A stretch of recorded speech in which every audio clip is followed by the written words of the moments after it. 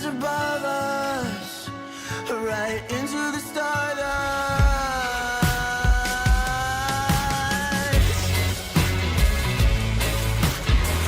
I'm coming home, I'm coming home. I'm coming home, I'm coming home. I'm coming home, I'm coming home. I'm coming home, I'm coming home. I'm coming home, I'm coming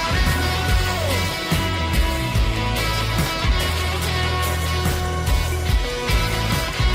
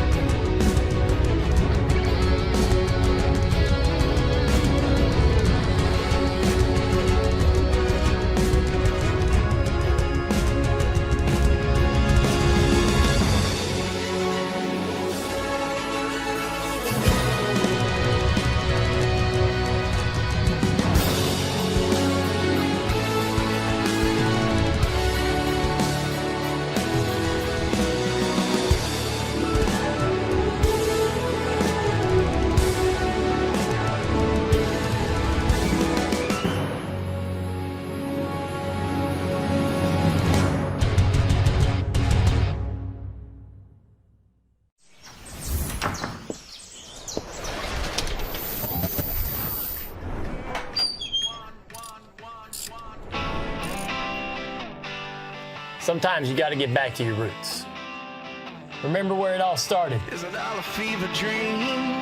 NASCAR Thunder 2000. Our goal was simple: make it authentic. I'm busting that. The stories, There's a fight using lessons learned from his father. the fans, the rivalries, Harvick got into the side of the truck. that feeling of being part of it all. That's why we went to work on this game. We've heard you. It's been a long time since we've had a game that captures what the sport is all about. Well, time is now. This one's built for the fan, for anybody who wants to experience what it's really like. All right, let's go. From the sound to the speed to the venue. Daytona International Speedway. Back at Darlington Raceway. All there's left to do is fire it up.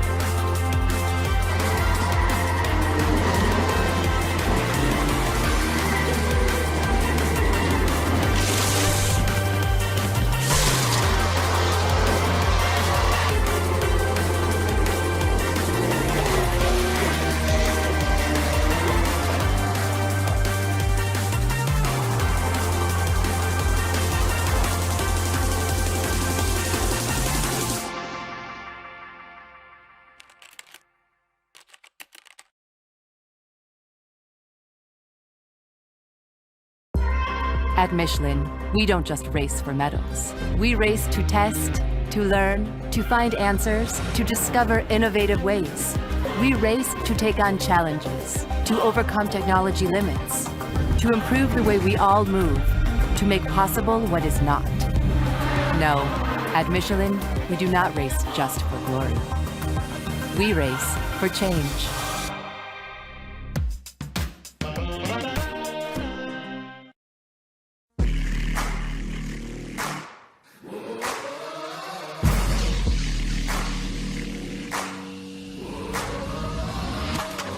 Today, on Countdown to Green, we preview the upcoming season as we take a dive into both classes.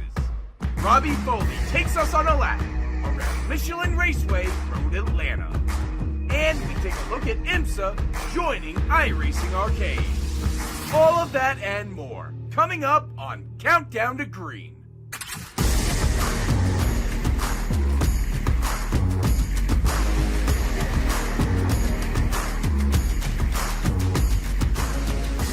For the fourth year in a row, as the virtual world picks up momentum, IMSA joins it in full force. This is iRacing Countdown to Green, presented by Michelin in year 4 of the IMSA Esports Global Championship. Welcome along to the IMSA channels and to the iRacing Esports Network.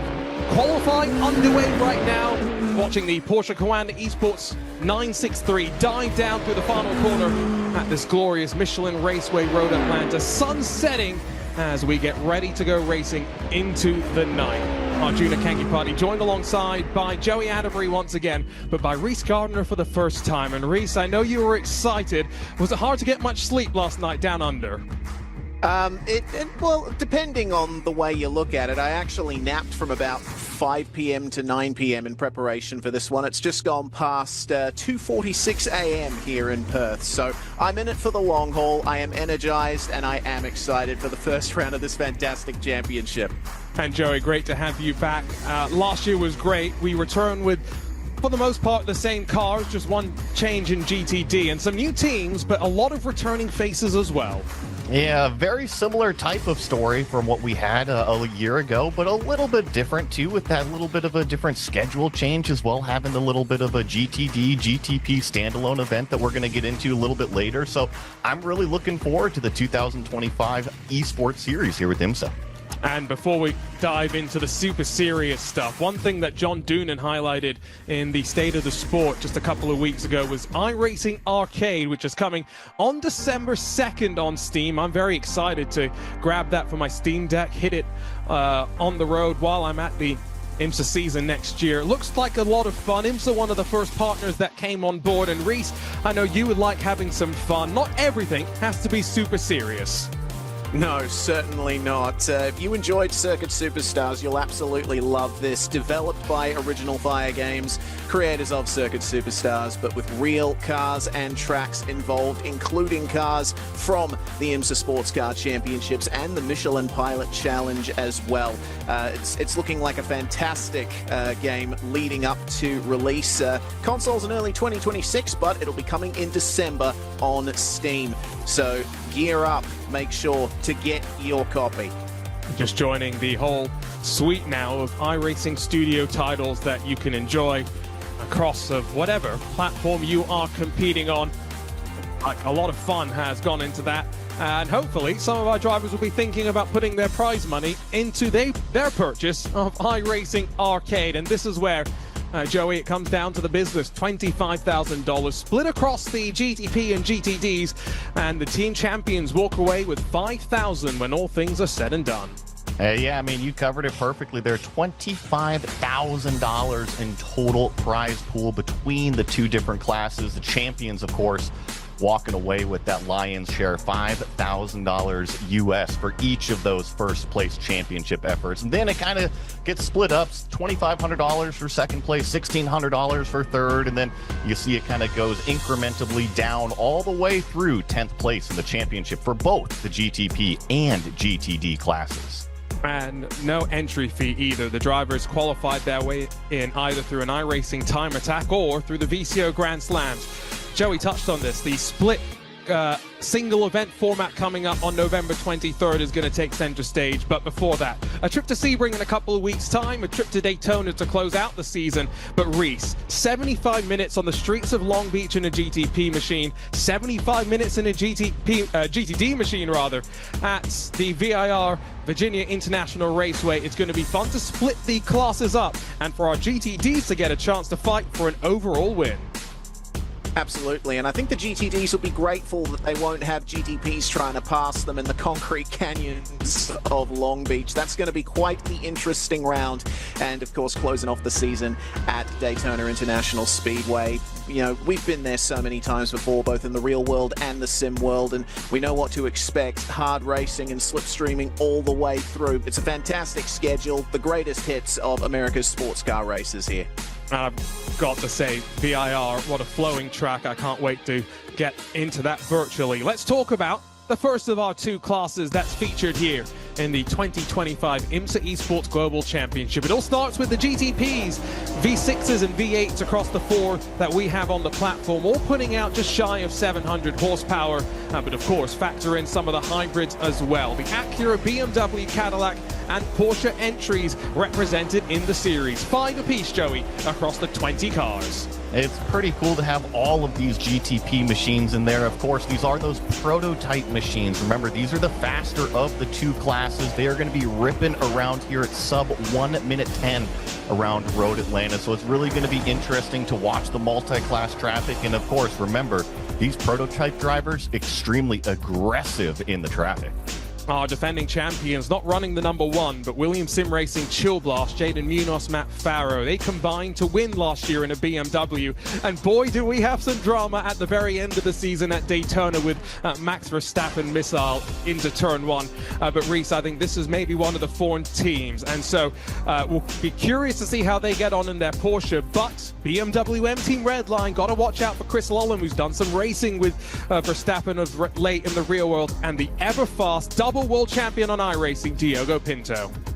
Yeah, absolutely. Diogo Pinto winning Porsche Esports Super Cup in 2022 and the IndyCar Pro Series in 2024. Chris Lulham with a steadily growing real-life racing resume as well, competing at the 24 Hours of Spa earlier on this year. Another car to keep an eye out for is the Channel 199 Sim Racing crew, with Casey Kerwin, former eNASCAR champion, and Owen Carroll teaming up once more, supporting Travis Pastrana there for the 199 team, and probably one of the best looking liveries on this grid. I love that Casey, who does self-describe himself as a streamer who occasionally does some competitive racing, loves his sports cars and has joined us here once again and could be looking to try and grab a victory. They will be passing the much more numerous 32-car-strong GTD Grand Touring Daytona class.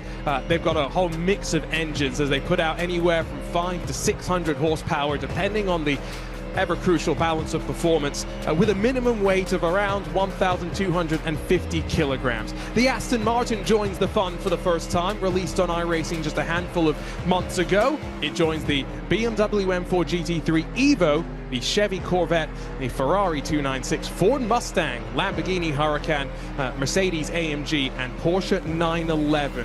And when I think about the teams here, it's defending champions that maybe will be the strongest, although Team Redline, with only one entry in class this year, as opposed to two, could be slightly on the back foot. It's Enzo Benito, Florian Labigra, slightly off-favored last year in terms of championship favorites, but they were the Redline car that were able to stay out of trouble and put it all together. Will they be able to do the same? Because they're not the only fast team in an Aston Martin.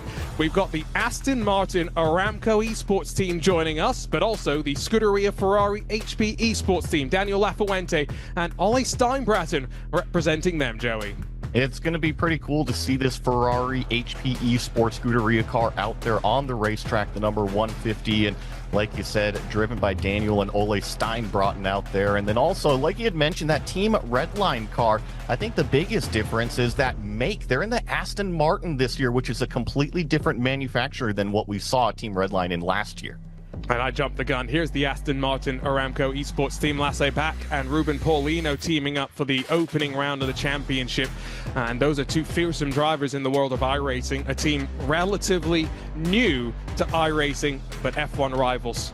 Scuderia Ferrari, Aston Martin doing battle. It should be a lot of fun in the GTDs. And one paint scheme that caught the eye of our team as we were getting ready to go, the Veloce Thrustmaster crew. It was the very last paint to be submitted, just under the wire, but Reese loved the use of spec maps, that matte sort of chrome reflection coming off it as well. It really does look good. It absolutely does. I think if you put any livery on the Ferrari 296, it's going to look fantastic. But yeah, like you say, just watching the way the light reflects off that livery. I always appreciate when a team puts a little extra effort in when it comes to spec maps, patterns on the car, etc. This is going to be one of the most eye-catching cars out there today in our field today. Meanwhile, let's keep an eye out for the track we're racing at today. If you know sports car racing, you know Road Atlanta. Opened in 1970, built in just a few months, and it has played host to the Petit Le Mans for decades at this point. A challenging circuit, Arjuna, with loads of corners in the first sector. The final sector dominated by straight line speed. Traffic is going to be a big factor here today. And let's go and take a look with a man with plenty of experience around this track. Let's jump on board with BS Turner's own Robbie Foley for a lap of the Michelin Raceway Road Atlanta.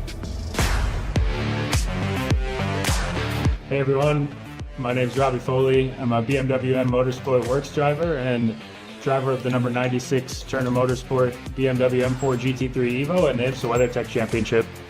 I'm here to take you guys on a lap of Road Atlanta, so let's do it. Come with me. Headed through turn 12 to start the lap, just start finish under the bridge here. Looking down into turn 1, super fast corner, high commitment, braking just after the wall. Carrying a lot of entry speed, using the hill to kind of catch the car, quickly preparing the car back to the right to set up for turn 3. Turn 3, taking a lot of apex curve here, ultimately trying to make it flat through turn 4 and the S's. You just managed to get it done flat, setting up for turn 5 all the way on the right side of the road. A lot of elevation here for turn 5, bouncing over that curve at the exit, trying to put the power down. Now headed down to turn 6. Late braking here, carrying in maximum entry speed, using the extra camber at the apex to kind of catch the car. Straight into turn 7, probably the most important corner on the track to prepare a good exit. And now we head down the long back straightaway. A little bit of a break, but not much, because we have a lot of prototype traffic in this race. A lot of prototypes going past us here. Ultimately preparing the braking for turn 10 as late as we can. One of the best passing spots on the track. Gonna brake around the 100 forward, down to second gear. Eyes up through 10A, trying to compromise a little bit to get turn 10B almost flat, which sets up a nice run to end the lap through turn 12. And back under the bridge, and that's a lap with me here at Road Atlanta. Hope you enjoy the race.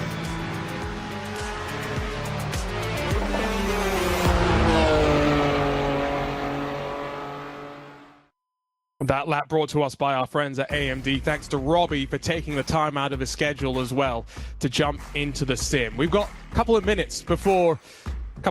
seconds, I should say, before we close things up. And Joey, I'll come to you because you've raced here at the Michelin Raceway Road Atlanta, and the elevation really is a big factor that we're going to be talking about here today. It's a roller coaster ride. Turn number 1, extremely uphill from apex all the way up through turn number 3, and then you take the roller coaster ride back down the S's, and then you heard Reese say that sector number 3, the hugely long straightaway. You got to be ready and confident on that brake pedal pressure going down into turn number 10A. But when I think of the whole Bob Ross landscape today, I'm thinking multi-class traffic. And well, 2 hours and 40 minutes to come, Reese. Yeah, absolutely. It's going to be all about endurance and about managing traffic. That's going to be the big factor here today. We'll obviously be going into more detail later on, but for now, let's get hyped. That is Countdown to Green presented by Michelin. Coming up, the start of the 2025 IMSA Esports Global Championship.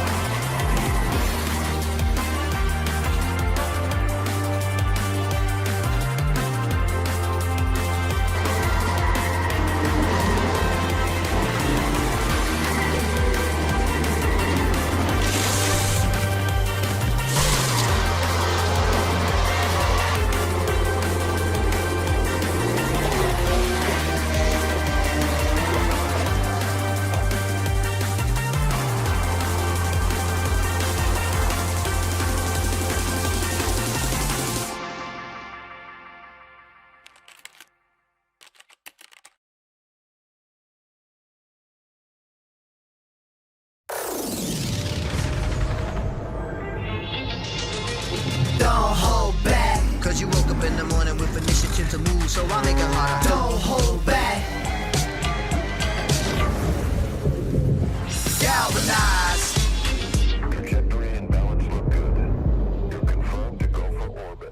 Every day, Michelin innovates to move the world forward on the road and far beyond.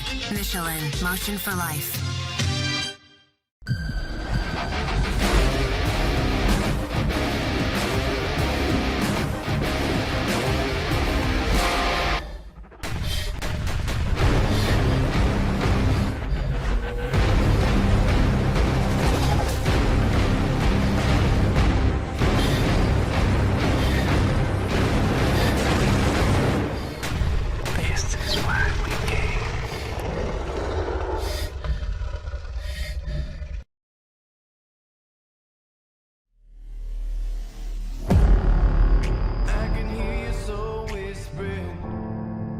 Trumpets blowing in the distance. Been broken, couldn't keep me down. I'm back better than ever now. These are the moments that define us. Do we run or do we rise up? We're taking everything we're feeling, blowing through the ceiling. This is the story they remember. No peace, no surrender. You can't kill a legend. Legends never die.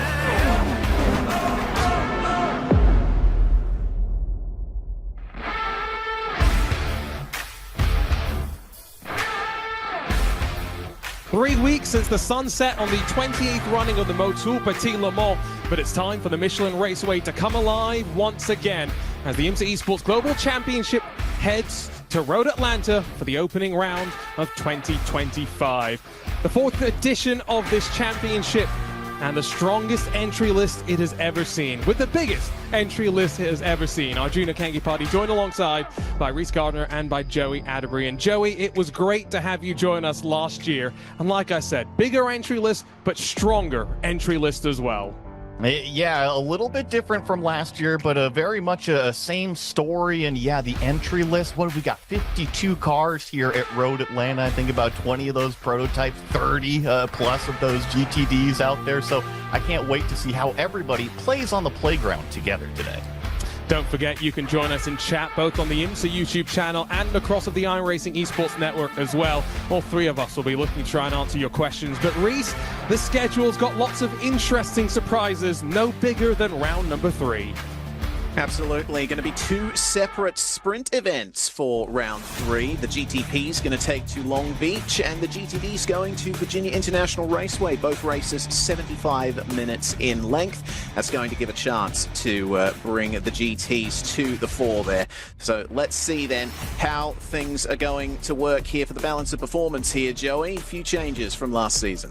Yeah, just a few little changes, but this is that BOP table, so you can see both the GTPs and the GTDs there. A little bit of weight added to some of the cars, maybe some power reduction to others, and I guess the best way to kind of describe this is that everybody's got to come with the toys to the playground, but you can't have your toy be a little bit faster than the others. The whole point of BOP is to make sure that everybody has that same performance window.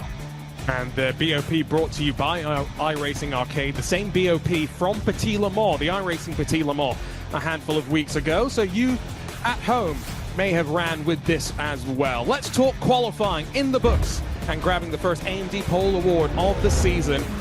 It's GTP, Porsche Coanda, and GTD Coanda Esports locking out the front row, rather pole position in both classes, and Jordan Caruso getting it done in the GTP class. I'm not quite sure exactly who had done it in GTD, but it's the 181. Might end up being a championship contender with debutant Alejandro Sanchez joining the team. That's a very strong lineup with Xander Reed as well. Let's run you through the entirety of that starting grid brought to you by AMD. It's Porsche's at the front with Porsche Coanda, Jordan Caruso alongside of Jordan Johnson for Solpec Precision Racing. who were the best of the Porsches in last year's championship. They'll be pushed by Alexander Spetz for Drago Racing, alongside a BMW M Team Redline and Diogo Pinto.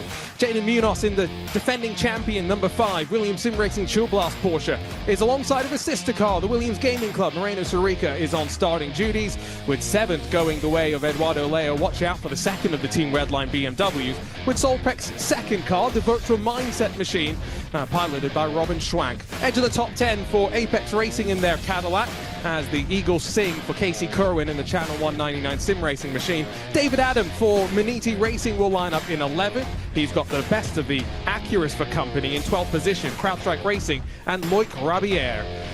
Fiercely forward, Marcus Nunez have the Grid and Go Cadillac on their outside. Not the best of qualifyings for a team that will be looking for some stronger efforts. Same to be said for BMW M Team BS Plus competition.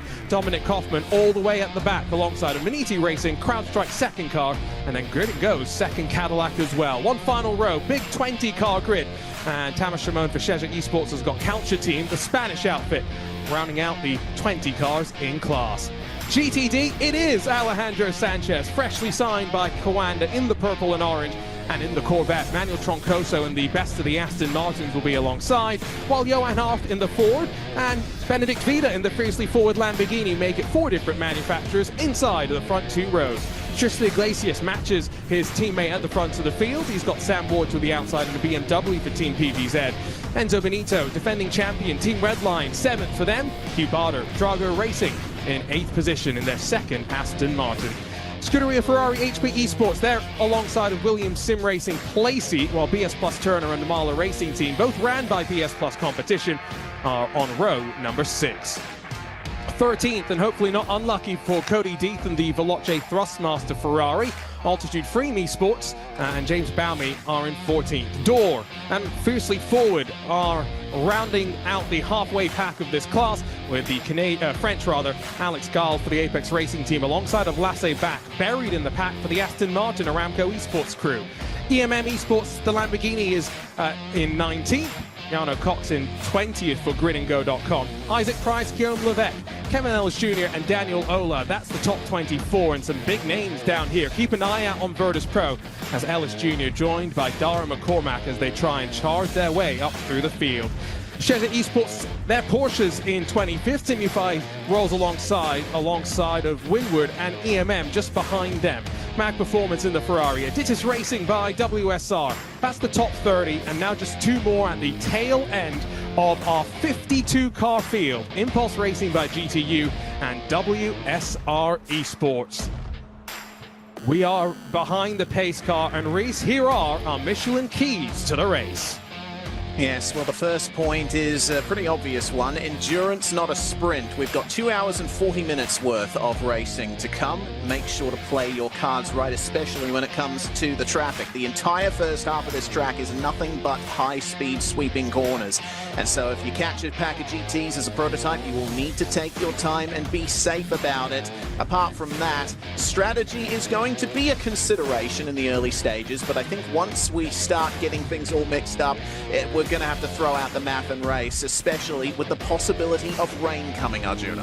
66% chance was the forecast, but Joey, we have a 90-minute window in which the chance of rain is starting to increase. We had no rain last year. We're seeing some pre-race penalties, but the rain could bring a chance for those cars to fight back. And I think it's just a curveball right in the middle of the race, right? What happens if it does start to rain? How long do you stay out there on the dry tires with that gamble of speed versus the fall off of how wet and slick that racetrack is going to be once the downpour, if it actually begins, happens? Well, we appreciate your company here at the start of another 4 races. There's some intriguing curveballs coming the way of the drivers. Rain, yes. Round 3 in particular, a trip to Long Beach and VIR, and no interclass traffic to worry about. The pace car will peel off and away, and it's the Australian duo, Jordan Caruso and Josh Rogers, that will be in control.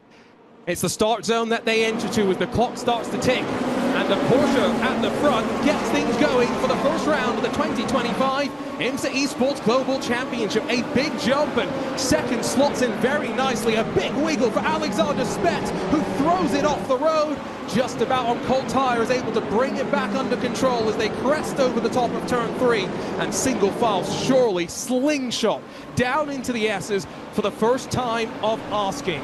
It's Alejandro Sanchez in the Corvette for Coanda in control of the GTD pack as they get their season underway, and 32 cars strong rumble up towards turn 1, and it's Door Esports in the Ford that popped all the way to the inside for a moment. Fiercely forward Lamborghini under pressure from the Ford Mustang of the Apex Racing team. Crest to the top of turn 3. We saw some drama here a year ago, but the top 10 cars or so get through safely before the Lamborghini for Fiercely Forward goes around, Reese. Yeah, certainly does. First drama for the GT field as clouds are starting to form over the circuit. Already the track is looking quite dark at the moment. Reasonably clean start for most of the GTPs, apart from the car we saw falling off the road in turn 1. Quite a difficult opening sequence, especially considering how tricky those GTPs are on cold tires, Joey. Yeah, the cold tire warm-up, we haven't even mentioned it, and thankfully, looks like, knock on wood, over here, the majority of the field has gotten those tires up to temperature. The GTPs are already up and through turn number 3 on their second lap as we take a look at the number 95 car. This is Casey Kerwin. He is up 1 spot from where he originally qualified, of course, driving the number 95 car, the Channel 199 car. And another great season for him in NASCAR. He gets his chance to focus on turning right as well, which he's quite good at, and he's got a teammate, Owen Carroll, who's very, very rapid as well. They are a very good pairing. Carroll on loan from BS Plus competition, and just keep an eye out for them. Remember, there's a couple of cars that will peel off to pit lane, and so if you're following along on live timing, livetiming.iracing.com, you'll see Maniti, Virtus Pro, at the very least, the next 2 cars headed down towards the pit lane. The other thing that's slightly different to open this season up, Joey, is not just the addition of rain, but the fact that we start late in the evening, heading into the sunset, coming rather soon.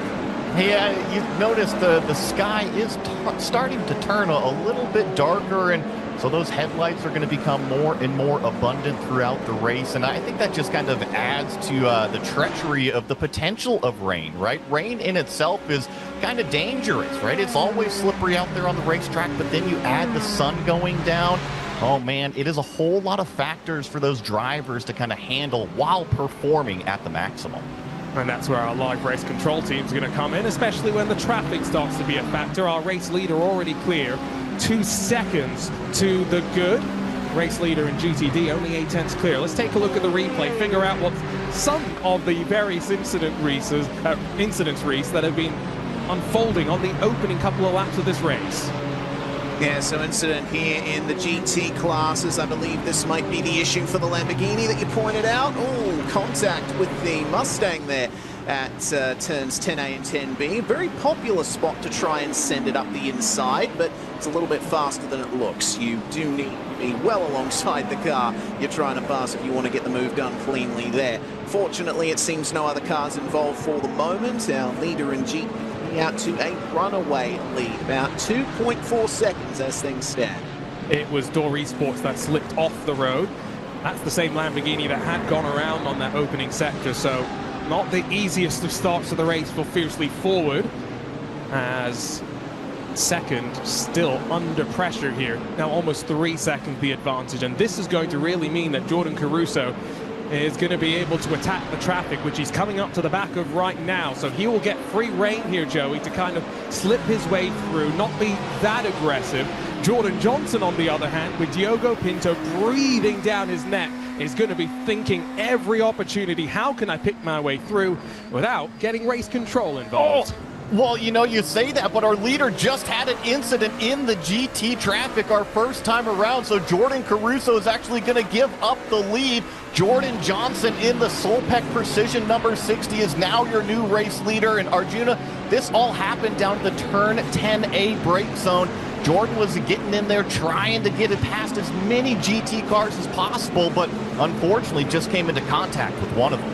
And so let's take a look. I was just saying, pick your way through without any drama.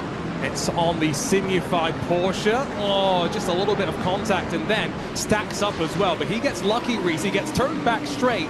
And the question is going to end up being, is there damage to the right rear? Because Caruso was looking fast. Yeah, he was looking incredibly quick. It was Gabby Montoro in the Simify Esports GTP that ended up making that contact. It's one line fits all for the most part through 10A and 10B. I think there might have just been a bit of miscommunication between the teams. Question is, of course, how much pace has been affected here for Jordan Caruso. The car visually doesn't look to be too damaged from that. He might have gotten away with it, but we're going to have to wait until he clears this GT traffic to see what the pace of that car actually is. 32 car strong. It will take them a while. This, the first time past, is when the GTDs will be at their most packed up, and already the Lamborghinis with their powerful endurance bar front headlight well and truly illuminating the way as the sun continues to set. iRacing done a great job of really making this track look spectacular. You get a sense of the elevation as they come over the top of the hill, down into the S's, and then back over the top of turn 5. 1.5 seconds now the difference as we look at our Michelin weather conditions. It's relatively cool, Joey. The wind is quite strong, which they will feel in these prototypes in particular. The prototypes do get blown around a little bit more, but when I see the wind, I think of more, you know, which direction is it really going? Because if it's a tailwind down the back straightaway here, you have to be conscious about your brake marker, right? Think about if you're carrying 2, maybe 3 mile an hour more top speed by the time you hit the brakes down there at turn number 10. So when I think of the wind, I really got to think of where is the wind coming from, which direction, because it is going to be a busy racetrack like we see all day long right now here into this big brake zone. You got to be able to take advantage of all of that wind. If it's a headwind, use that maximum braking performance to your advantage. And as you come down over the bottom of the track here, there are some flags in the real world which you can use. We're on board with the Hungarian crew, Tamas Shimon behind the wheel, running in virtual reality. Very close in front of him between Carlos Fenalosa, who's trying to go on the offense, and Jake Dennehan, I think that was the Irishman, in the grid and go number 7. That's the aggression on display. Slices through in what is traditionally flat out, but you heard the lift off as the Acurus made its way through on the slower class car at what is a committed point of the track. It's a late lunge through turn 6, but this is where those split-second decisions, Reese, really come into impact as you try and judge which side of the track do you want to go to. Yeah, Road Atlanta, an incredibly tough circuit for traffic, and even on the straight, it's like speeding down the motorway in the middle of rush hour traffic. You need to try and pick your gap to move through and hope that you don't come up on any other cars in the braking zone. It only takes a couple of corners worth of running behind a GT here to lose a lot of time on your rival, but as a prototype driver, that's just what you've got to deal with. The question is, how much pace are you going to lose? You've got to balance it. Aggression versus risk versus reward. And this is where it starts on the way out of turn 1. Bit of space towards the GTs ahead as we keep an eye on the CrowdStrike Racing car of Loic Rabier, and he tries to pick that move on the inside of the Apex Racing Team Mustang, manages to get it done, but it won't be that easy all the time. Great to have CrowdStrike, who are ran by Movano in the background, returning for another season. Of course, race in the IMSA WeatherTech Sports Car Championship in the LMP2 class. Representing the Acura here, and now looking to try and get just that little bit closer as they work onto the back straight. It's straight in all but name, though. Left and right, up and down. It's very undulating. And let's listen in to the sound of the engines as they head here through the chicane at Michelin Raceway Road, Atlanta.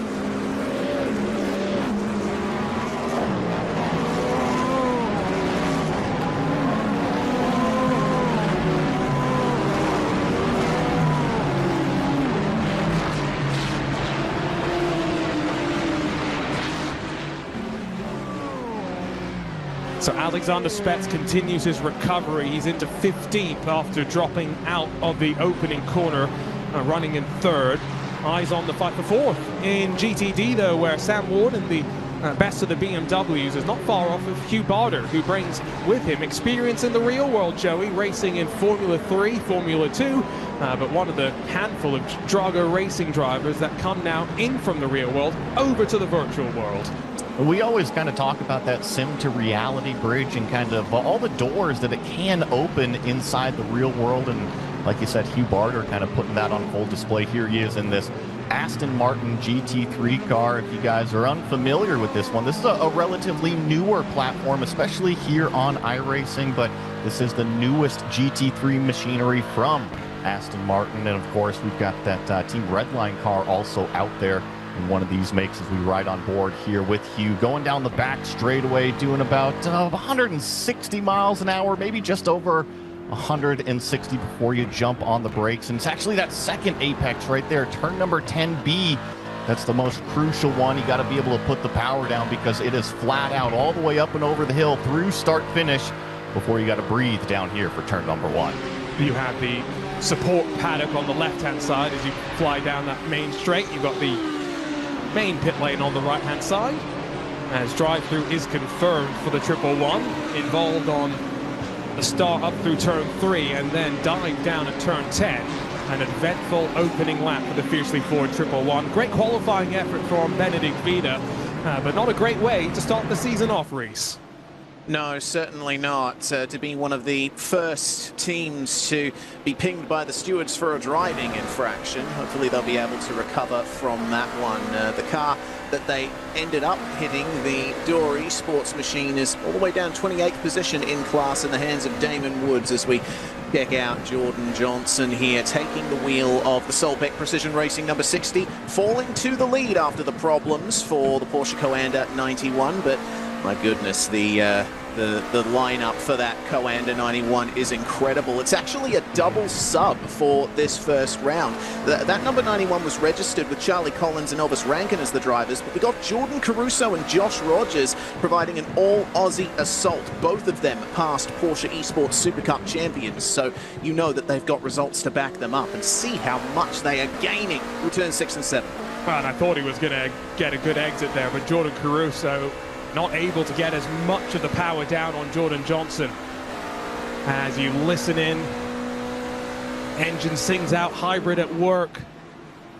I do think, though, just looking at lap times, Caruso got away with that bit of contact. And doesn't seem like too much damage was done. Let's keep our eyes on that.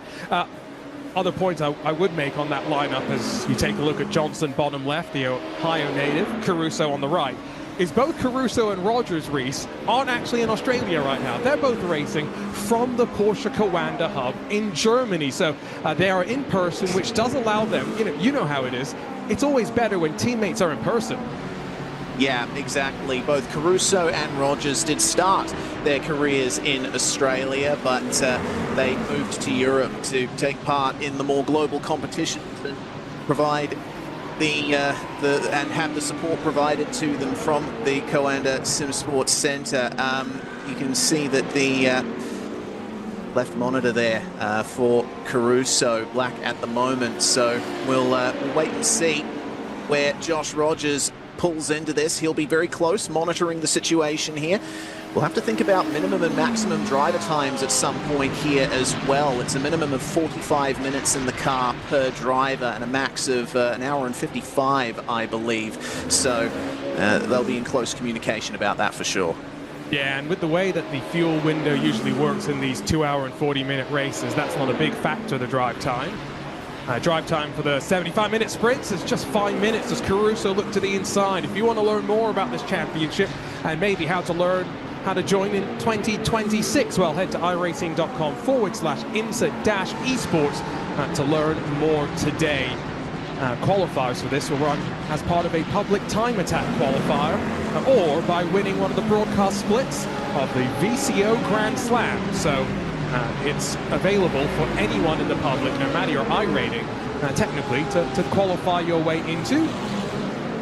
Cubado under pressure from the Frenchman Johan Haag, who is at this point the veteran at the Apex Racing team. Kevin Ellis Jr. switching over to Virtus Pro has left the Frenchman very much growing the rest of the team around him as the leaders close back up, heading to turn 10. Top of your screen, Jordan Johnson felt the need to dive to the inside of the World Sim Racing Mercedes. It's opened the door for Caruso to see the opportunity. And Joey, that's the opportunities that traffic will bring. And Jordan Caruso said, thank you very much. It was beautiful racecraft on Caruso's part. He saw how busy it was going to get down there at turn number 10A, and, you know, going into the brake zone, he just completely backed out of it, just let Jordan Johnson dive in there. And unfortunately, with how fast all of these drivers are, you got to remember, all of these drivers, the top of their game, so they are no slouch out there. As you saw Jordan Johnson actually muscle one of the GT cars kind of off of the road. Check out the replay here. So we're riding on board with Caruso. Simply going to let Johnson drive it off into turn 10A. He sees him stuck on the outside of the racetrack, pulls the easiest over-under you can do, simply takes the shortest distance, and accelerates for the race lead once again. That was beautiful. Well judged. And that's the type of thing you expect from a Porsche Esports Super Cup champion. The recognition of when to make the moves and not. And there's a great YouTube video I was actually watching yesterday where Jordan got the chance to go try the Porsche factory sim. He had Ian Guven, who is a Porsche factory driver, but also part of the Command Esports team there, and coaching him a little bit, talking him through the experience. And then Jordan got surprised with the opportunity to drive the new and upcoming Porsche GT3 machine that's going to be hitting the racetracks around the world in 2026. So a great day for a sim racer, although Jordan has experience racing super saloons back in his native Australia. On board with Felix Quirnbach as the sun continues to set. Maximum track available on offer out of turn 5. And Reese, that is a point of contention. Track limits at Road Atlanta. Turn 3 and turn 10 are the two places where you can really pick up those 1x incident points. And here in this series, there is a 25 limit for those off-track infringements. Yes, if you're new to iRacing, if this is the first time you're tuning into one of these virtual events, there is a safety system in play for iRacing. This is a independently hosted event, so it doesn't affect the safety rating of the drivers. There goes the leader, by the way, in GTP. But every single time you put a wheel beyond the designated track limits, you will get a single point added to your incident total. If you make contact with another car, have a look at the speed difference, especially through the final corner. Both classes flat out on the way through there. But yeah, back to my point, 4 incidents for contact with another car, especially if it causes a spin. And yeah, you need to really keep an eye out for that. It's very easy to tally up those incidents, especially over a race this long. Exactly, yes. Now, the good thing about the system in place for the series is that those 4x contacts don't get included. But let's talk about our iRacing Arcade race analysis here at the Michelin Raceway Road Atlanta, Joey. 2-hour and 40-minute race, minimum drive time around 45 minutes. Pit road speed, that's going to be crucial at 72 kilometers an hour, 45 miles an hour, because pit entry is committed. And that pit window, that should be fun. 45 to 50 minutes, depending on your fuel saving for the prototypes, closer to an hour for the GTDs. Yeah, like you just said, just a little bit shorter for the prototype machine. So thankfully, pit road won't be extremely busy. It'll just be a busy place. But I'm more looking at that pit road speed, 45 miles an hour. Okay, that's no big deal to get down to. However, here at Road Atlanta, the pit entry is extremely tricky. It's off a driver's right, just over the crest of this hill right here. So you have to have the car all the way tucked in on the inside of the racetrack. And trust me, if you go up and over that hill at full speed and just kind of think, oh man, I just forgot to get into pit entry, you will miss that road. Oh, I had the privilege of just before this year's Petit Le Mans getting a hot lap of the track in a Ford Mustang GTD by Jensen Altzman. Boy, did he display what the car is capable of, but also what this track really is all about. The undulation is so much intrinsic in how you carve your way through. As we watch this traffic from up above. Turn 7, tighter than 90 degrees. You always want to get onto the power just that little bit earlier. And that was a bit too much aggression through the traffic. Bit of ping pong played as Solpec Virtual Mindset lose ground. And now maybe 4 beams scattering over the track. It's CrowdStrike Racing that take advantage. It's Loic Rabier in 7. Casey Kerwin that's now defending from the Frenchman, the rock and rolling Frenchman, Maxime Briand. Oh, but it was all a little clumsy reset, turn 7. Yeah, it looked to me like Robin Schwanke in the Solbeck machine. He just made the move on Olli Steinbrutten in the Scuderia Ferrari GTD, and it's unclear to me exactly whether Schwanke slid over the curb there on the exit of turn 7, definitely a possibility, or if there was contact from the GTD behind. We might have to wait for the replay for confirmation of that, but regardless, it did cause a lot of chaos, and it would appear that Maxime Briand in the Apex Racing Team Cadillac was involved in that one too. Now let's take our second look at it and try and pick our way through this. So he did get up the inside, but we've always got to remember the prototype doesn't really have traction control in the same way as a GTD. Joey, what's your take? I think it was a combination of both, honestly. Yeah. I think that he had about, a couple feet at the exit of turn number 7, and just the GT cars, with how much mechanical grip they have, just barely made contact. I think it was just both. Reese? Yeah, I agree. Combination of both. I mean, I've driven many laps around Road Atlanta in the sim, and that exit curve at turn 7 is one of my least favorite parts of this track. It is a lot harsher than it looks, and it will spin you around, especially in a GTP machine. But that just goes to show you need to make sure that you're well clear of the cars around you. Sometimes you just come together. That's a consequence of how tightly packed everyone is around this place.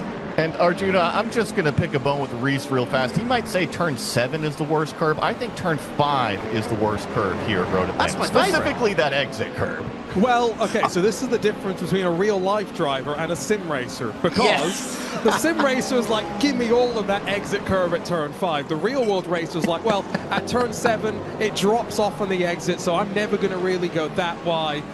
Yeah, no, this is, I think, I get where you're coming from, and I was at Sim Racing Expo a couple of weeks ago, and I made some iRacers go at Watkins Glen and try the iRacing line at the bus stop chicane. And they very quickly learned why you don't do that in the real world. That, by the way, is the look of, I don't even know how you describe it. That is desolation, devastation on display right now. That is Robin Schwanke. It's tough, too, because it's the beginning of the race, right? We're not even halfway through this thing, or I should say not even 30 minutes into this thing, and I think that he thought he had executed a perfect pass, but just with how close the competition here between the GTPs, the GTDs, everybody out there, it just sometimes those millimeters matter. And the drivers put in lots of work to compete at this level. They had to earn the right to be in their car. We have an equal number of all the manufacturers in this series, and they had a shootout a couple of weeks ago to fight for that right to be in this manufacturer. So lots of effort to get to this point. Let's give you a quick rundown then. We're just over 20 minutes complete of the top 5, because we are starting to see, can you call it trends? Porsche Coanda are back on top, with Solpec Precision Racing hunting them down in second. BMW M-Team Redline third, and a bit off the pace relative to the leaders, at least for the time being. You can see the full GTPs on the left-hand side of the screen. A second Team Redline machine with Eduardo Leo. Keep an eye out for that one. It's got Luke McEwen in the second slot, so that's a rapid pair.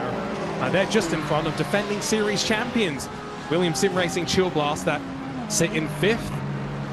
It's really close to the front of GTDs. We're watching Scuderia Ferrari and Marla fight for 8th, but Coanda Esports just half a second clear. Manuel Troncoso on the chase of Alejandro Sanchez. Then Hugh Barter in 3rd. He's gained 5 positions so far today for the second Drago Aston Martin. Apex in 4th in their Ford Mustang.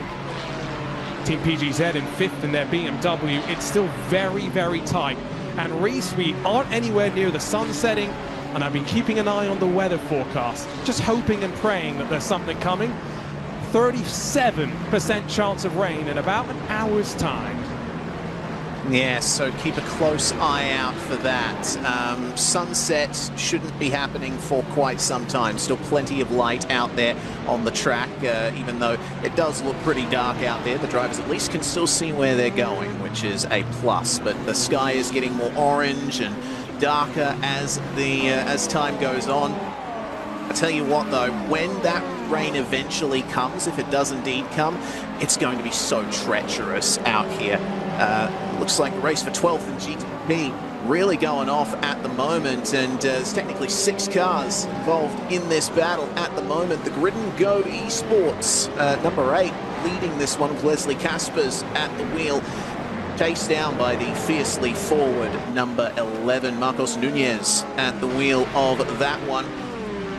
And we'll check back in with this fight as well in GTD2, the Scuderia Ferrari HB Esports team. Ollie Steinbrat, and unfortunately it looks like Race Control have decided they're at fault for the incident out of Turn 7 recently, Arjuna.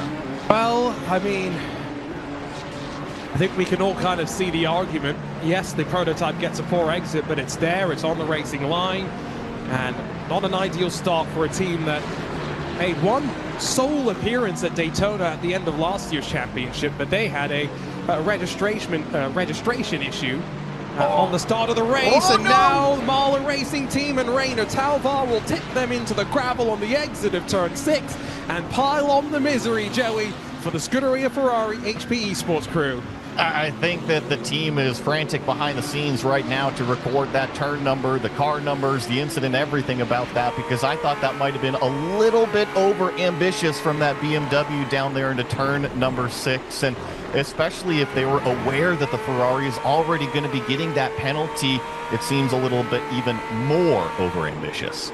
Well, that's what our race control team is here to do. Look through all of these things as that sun continues to set. Once the sun is set, it will be difficult in the night light to pick out who is who. Headlights paving the way for these drivers on board with Marcos Nunez. At the front of this train, by the way, up to 10th is Dominic Hoffman. He's gained 5 spots from where he started.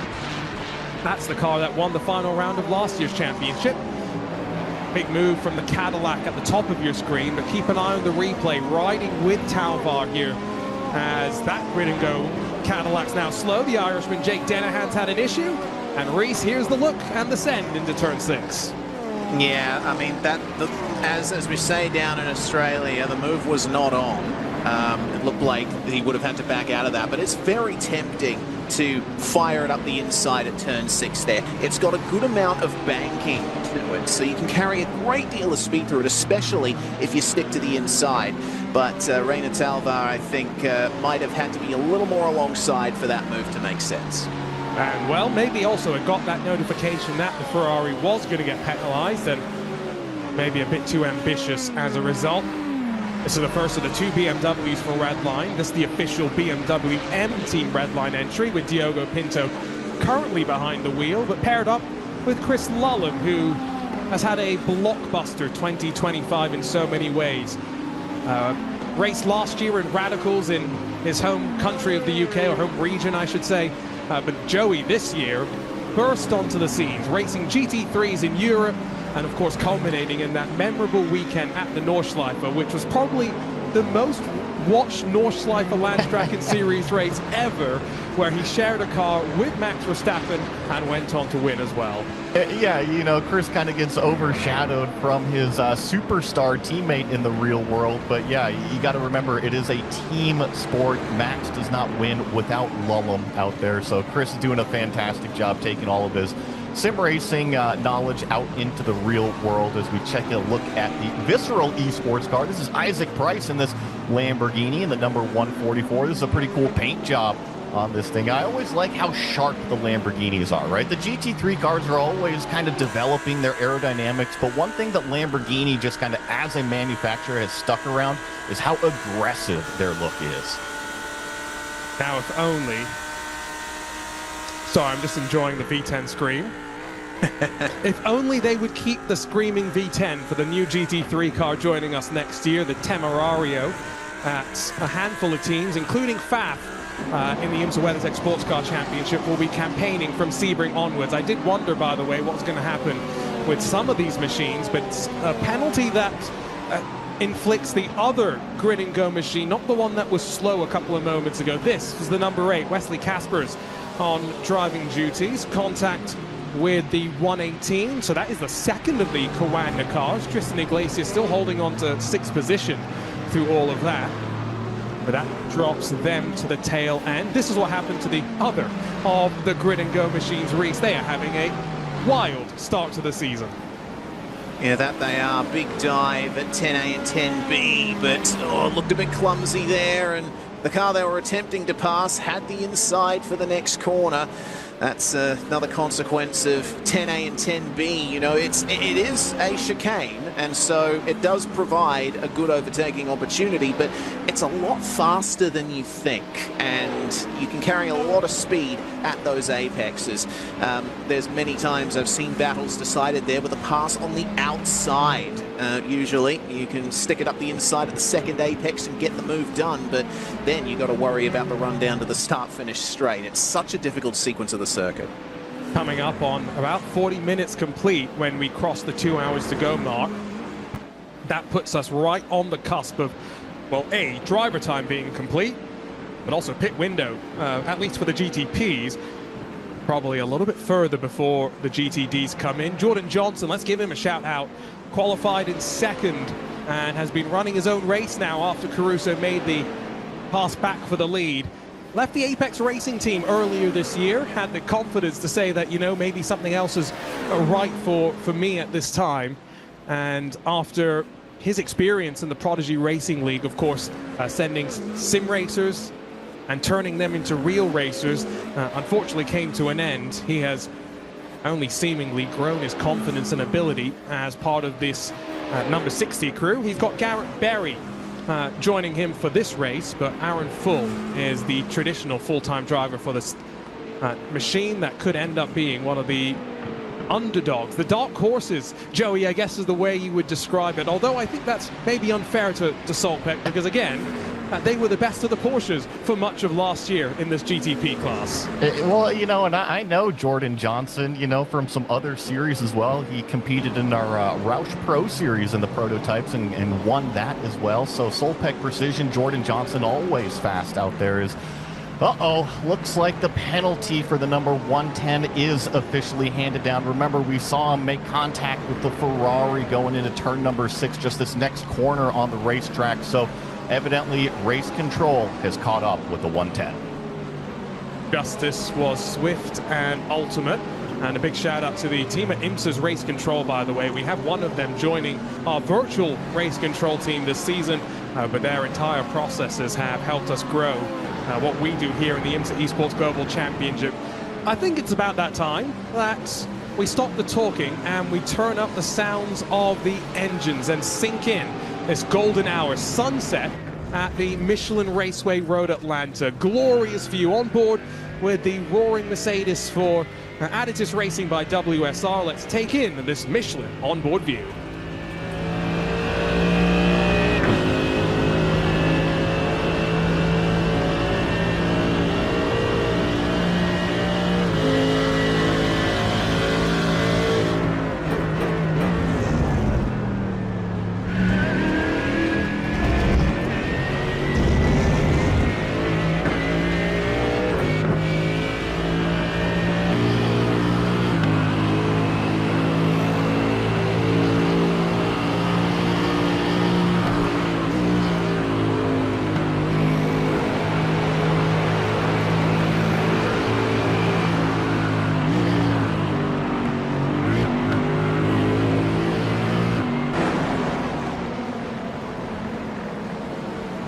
It's the season opener of the 2025 IMSA Esports Global Championship. The sun may have set on another glorious year of full metal IMSA action.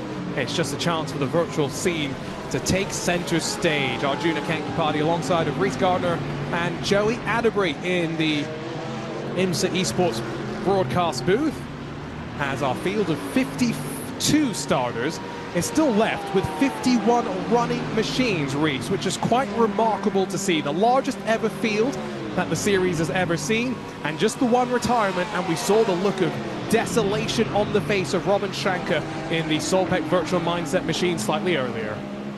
Yeah, we did. As you say, that is the only car not running at the moment. The Simify Esports machine has also spent quite a bit of time in pit lane. Gabby Montoro involved in that massive incident down at 10A and 10B earlier that almost took our current race leader out of contention, put them back into second place and forced Jordan Caruso to fight his way back to the lead. Bit of a lucky getaway for the Porsche Coanda car, but not the same for the 133. But yeah, 52 cars, 104 drivers taking part in this race here. It's a massive field, and it's enough of a task for us up here in the comms box to keep track of everything.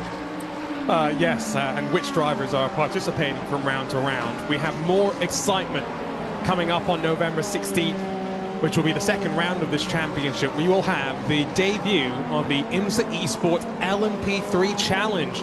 There's more news to come around that as we get closer to the event itself, but let's pair 12 sim racers who all qualified from a series ran by our partners at Grid Finder, and let's pair them with 12 IMSA personalities, and we've got some interesting drivers with some sim racing backgrounds as well that will put on a 20-minute race in the Ligier LMP3 car before our main event in 2 weeks' time. Top and bottom, fight for 10th in GTP, fight for 5th in the GTD class, where it's really just behind Johan Hart, where they've lost a little bit of ground now, Joey. Sam Ward in the BMW feeling the pressure from Tristan Iglesias in the Corvette, and then our defending champions, Team Redline, in the Aston Martin, solid in 7th, but once again, just looking steady at the start of this race. And I think we're kind of coming up to our first kind of pit window. We've been racing for about 35 minutes out here, and these GTPs, like you had mentioned earlier, go about 45 minutes, you know, call it 45 or so. So I have a feeling the window's going to be open here in the next 10 minutes. In the GTD cars, those GT cars, I think it's going to be a little bit longer, a little bit more towards that 60 minutes. And I think my biggest question, especially with this first fuel stint, everybody's always packed up at the beginning of the race. Who took advantage of that fuel saving? Because when you're in those draft packs, it makes it easier to fuel save if you got somebody punching the hole in the air, and that could dictate when you come in for this first stop. And fortunately, we're not having to do all the energy calculations, and you won't be doing that on iRacing Arcade either. Simplify your racing experience. You can try the free demo today on Steam. Learn more at iRacingArcade.com. Coming to Steam on December 2nd, and consoles, Xbox and PlayStation early in 2026. That was a little bit of a lift and coast from the Texan Jaden Munoz as he crests over the top of turn 3. And then just in front of him, Eduardo Leo, the Italian. That was a little bit uncomfortable through the traffic, as the EMM Porsche is the one that they dispatch of. But pushing the limits right now, Reese, that's what these drivers are doing. If they know they're light on fuel, they know they're good on time. They certainly are, but to further my point earlier about balancing aggression versus safety as a prototype driver, I think through the first part of this circuit, willing to stay behind GTs for a couple of corners if you need to. It's often better to have a car to work with rather than being in the wall because you were too aggressive trying to lose less time. The drivers who are able to maintain that balance the best will be the ones who come out on top today. Focus, precision. It's only a 2-hour and 40-minute race, yes, but while we called it out in our Michelin Keys to Race as an endurance, let's not mince our words. They are sprinting for the entirety of this race, as they will be for our split round 3. 75 minutes for the GTPs on the streets of Long Beach, and then straight after that, fly across the US to, well, just north of the North Carolina border, find our way to the America's Motorsports Resort, Virginia International Raceway, where Joey's going to actually be going in a couple of weeks' time. And Joey, it's a wonderful track, although I think passing there is going to be an interesting challenge without the prototypes being there to add opportunities. That's the biggest difference, right? When we're here at Road Atlanta, or when we go to Sebring or Daytona, we've got the multi-class traffic. However, that round number 3 between Long Beach and VIR, well, VIR only gets the GT cars, and while Long Beach gets those prototypes. So yes, I do think that passing, it might be a little bit of a different face to the story. However, the GT cars, I think that the drivers are really looking forward to not having to look in the rearview mirror or look in that black box relative of seeing hey, when is this prototype coming up behind me? Is it only 1? Is it 2? Is it 3? Do I need to leave room at Apex? The GT drivers can solely focus on their own race. That's what I'm looking forward to at VIR. And yes, one of the most beautiful facilities we've got here in North America. Although, bring back the tree, that's all I'm saying. It's not deja vu, by the way. It's another drive-through penalty, but for the other of the grid and go cars. The 8 already got one.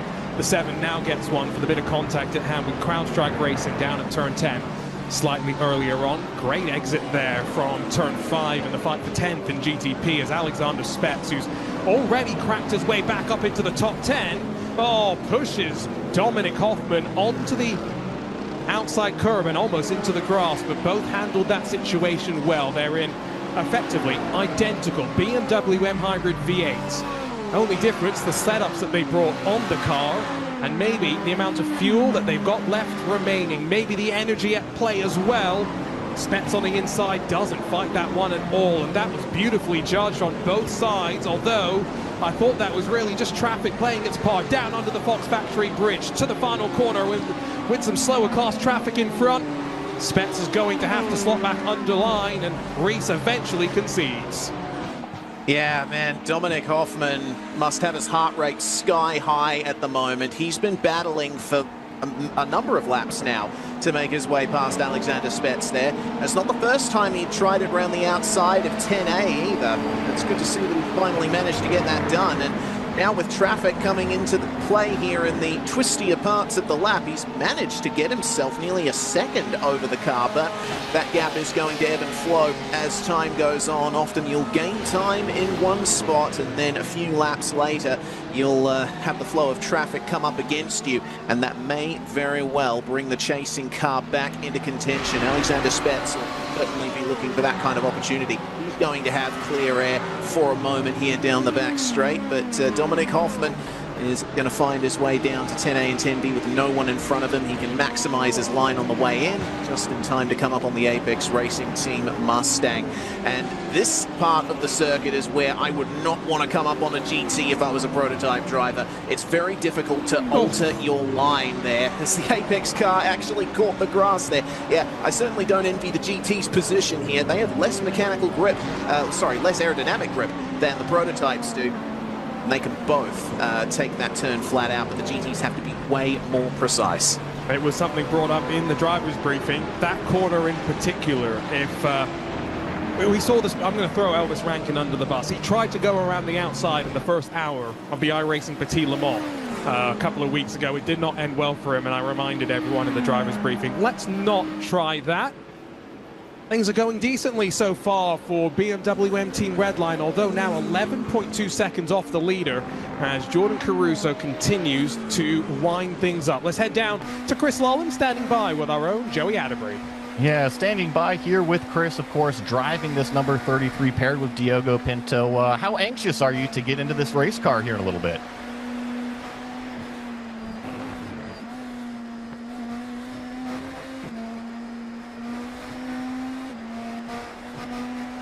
And it looks like we're just getting Chris on the line here, just trying to make sure that we've got him here on comms, of course, watching on board with Pinto, his co-driver here in the number 33. Of course, this Team Redline, the BMW M Team Redline car running inside the top 3 right now. Diogo sitting about 3 seconds back from our second place car of the Solpec Precision Racing Machine. Jordan Johnson driving that, but I think when we come up to this first round of pit stops, we should be seeing some strategy cards being played, as well as the potential of weather that's going to be coming up here soon. So I think that this GTP field, especially in the top 3 here, Arjuna, are going to be closing up as we're still trying to get Chris onto the line. You can see all the trophies behind him that he started to accumulate. So like I said, successful year for him. Let's see if we can try this again. As by the way, Jaden Munoz, first pit stop, Williams Sim Racing into pit lane. Well, Chris, let's see. Do we have a copy on you this time? Yes. Yeah, sorry. Awesome. Good. Happy to have you joining us here in the commentary booth. Of course, your teammate running inside the top 3 right now. How anxious are you to get inside that race car? I'm never anxious to drive in iRacing anymore. But no, the traffic looked intense with what 30 plus GTDs on the track. It's it's really tricky, and that seems to be the make or break for these kind of races. Well, now you say tricky, but you've been doing a lot of new experiences here in 2025, taking a lot of your sim racing knowledge over to the real world. How tricky have you found that, or have you actually found the translation to be pretty easy so far? I mean, it's a different kind of discipline at the end of the day, but the same techniques that you do to extract performance, the techniques, sorry, are the same. So yes, it's a similar process to go out there and win races and extract performance, but does it translate exactly? Not yet. But no, with these kind of races that we have in IMSA Esports, like this is even closer than what I've experienced in real life. The racing is super close here, you know. It's extremely close to those fractions of a second. And I got to ask you, are you about to get in the car here on this first pit stop? No. Diego will stay in for another one. Normally we do about half and half in these races, just to keep it simple. Chris, as we talk about traffic and all of this, biggest grid that we've had this season, is that something you and the team have talked about as we also think about cold tires and how that impacts pit stop sequences? Yes, yeah, I mean, with the way we execute these start zones, copying the format from real life, it means you hit traffic very early and then it's non-stop for 2 hours and 40 minutes pretty much. So at least that's what it feels like from the driver's perspective. And of course, without having tire ovens anymore in iRacing, you have really tricky outlap. I mean, you're 5 seconds off or something on the first outlap, so it makes more margin for error, but also more margin to win, right? So yeah, it's just adding another element to our preparation. Love it, more margin to win. Thanks for the time, Chris. We are right in the throes of pit stops, and quite interesting, Reese, that Williams came in with 39 laps complete, and we're already on to lap, is it 41 for Team Redline right now, who haven't showed any inclination to pit just yet. So I mean, I cast my mind back to the iRacing Petit Le Mans. There were some teams going as long as 44 laps on fuel, so we're seeing a big delta here. There's some different things amiss for sure. Yeah, certainly. I was very curious to see both of those Williams Porsches coming in comparatively early for what we expected the GTP to do. Now pit lane is a hive of activity. We've got 5+ machines already in the pits and yet more making their way in. That's our current race leader, Diogo Pinto, at the hands of the Team Redline number 33, going to be followed in by the fellow team car, Eduardo Leo, at the wheel. But not many cars going for a driver change just yet, and that makes sense. Of course, minimum driver time is 45 minutes in this, which should be a full fuel tank in one of these GTP machines. I got to wonder if the Williams cars were monitoring where they would come out relative to the GT traffic. That can have a huge effect on your race in totality. If you come out with a pack of GTs ahead of you, you're still trying to manage those tires that have cooled down quite a bit. Yeah, I think that might be what they're going for. They're just trying to find some clear air and get back into their rhythm. Yeah, the cool tire period is a lot more significant for a GTP than a GTD. Let's keep an eye on the gap. Jordan Caruso has been on track for 2 and a bit laps, make that 3 now as he crosses the line, but as off and away goes Diogo Pinto. Slightly short fill, so there is a slightly different strategy at foot here as 7 seconds difference forces his way through on the inside. Jordan Caruso, slow tires as they come up the temperature for Pinto. And Joey, that was forceful. You could tell the intention was there. Yeah, wanted to get through on those quicker tires while his competitors are still warming everything up. So yeah, Jordan Caruso resumes your race lead in the number 91. But you hit the nail on the head, Arjuna. The biggest difference was that pit stop time, right? Our leader, 41 seconds stationary in the box, while that BMW M Team Redline car, Diogo Pinto, only 33 seconds stationary. So that's an 8-second difference in how much fuel they took onto board. And so it will definitely not be a 41 lap stint, but going back to what Reese was saying with track position, let's see how far off the leaders they end up. maybe thinking that they wanted to clear Jordan Johnson, which they have done, both Leo and Pinto, past the number 60 into podium positions. And so now, about 10 minutes before we should be through the GTD pit stop cycle, that will be quite interesting to follow. This is the look from up above at the forceful nature of the move as the 34 gets cleared first. So that's the Italian Edoardo Leo, and then Reese. It's target acquired, and the missile gets set. Barely any space there on the right for Jordan Caruso to get through, but I think that is the real power of pitting 2 laps earlier, is just how much difference it makes having the tyres a little bit warmer here. These cars don't use tyre warmers, the GTPs at least, so they are ambient temperature when they get onto the car, and that means they're sliding around. They refuse to turn in initially. You need to be extremely careful on the upshifts as well, because these cars are also driving with a hybrid system, don't forget. There's an electric motor supplementing the internal combustion engine that provides maximum torque at 0 RPM. Get on the power in these things, you got all that torque going through the rear wheels. It's very easy to spin these things out, so they are only tiptoeing around once they come out of the pits. I'm trying to keep an eye on our chat, by the way, in the IMSA YouTube, but there's so much activity. Great to have your company. You're in good hands with someone like Sean Campbell, letting you know that the weather forecast has seen the rain percentage drop quite considerably, and so now it's 15%, the highest percentage within the next 90 minutes of seeing any moisture on the track. So less likely than it is. We'll keep an eye on that for sure. So about 2.5 laps, 3 complete for Redline on their warm tires in GTP. Gap is stabilized at 4 seconds or so. Joey, this is going to be fascinating. The 2 different strategies, Porsche Coanda versus BMW M Team Redline, on display to open up the season. And I've still kind of got my cards with that Porsche Coanda team, that number 91, and that's simply because of how much more fuel they've got on board as we get here with this 114 car as they go down the hill. But yeah, talking about those GTP leaders, that's who I was mentioning, but I think that Jordan, just with the extra fuel, plus 4 seconds out there, I think they're sitting in a very, very good position to kind of open some alternate doors. They can short build, they can full fuel the thing again, and ultimately they still have track position.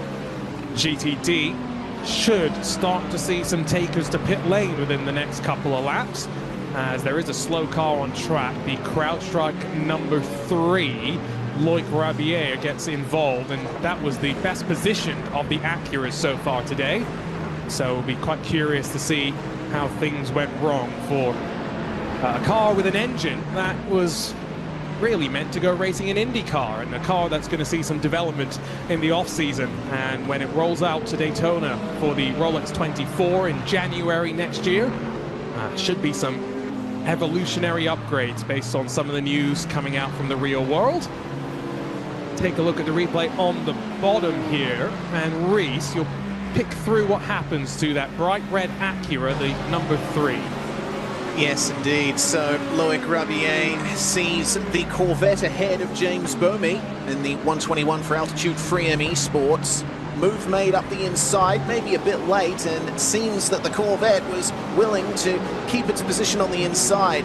It's so difficult to maintain the outside line at 10B there. Loic Rabier was obviously firing towards the apex as best he could, but trying to give the Corvette space.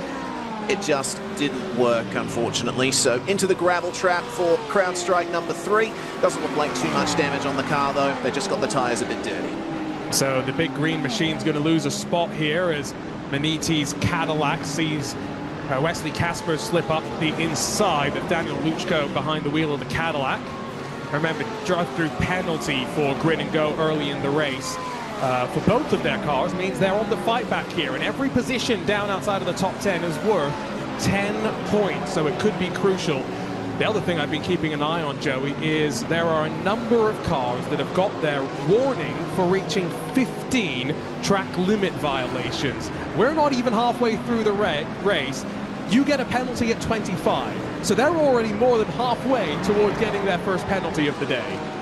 And here at Road Atlanta, there's several danger areas that you can circle to pretty much pick up those incident points, let alone kind of bumping and banging into your competitors out there, which can pick them up as well. So anytime you run off the track, I'm really thinking turn number 3, right? Turn number 3 is an overcrest, pretty much blind apex here in the simulator as you approach it. And if you just kind of cut that apex a little bit too much, you can pick up those 1Xs, as it looks like our GTD field is finally starting to have some pit stop takers. I was just about to mention we're about 55 minutes in as some more extracurricular activity goes down in one of our action zones. That's Daniel Luchko, who, well, don't turn the channel. That was the same attempted pass with a different result this time. The second grid and go Cadillac made its way through, and unfortunately loss of traction as he tried to turn that car in. Maybe a bit too aggressive, the brake-by-wire system seizing up.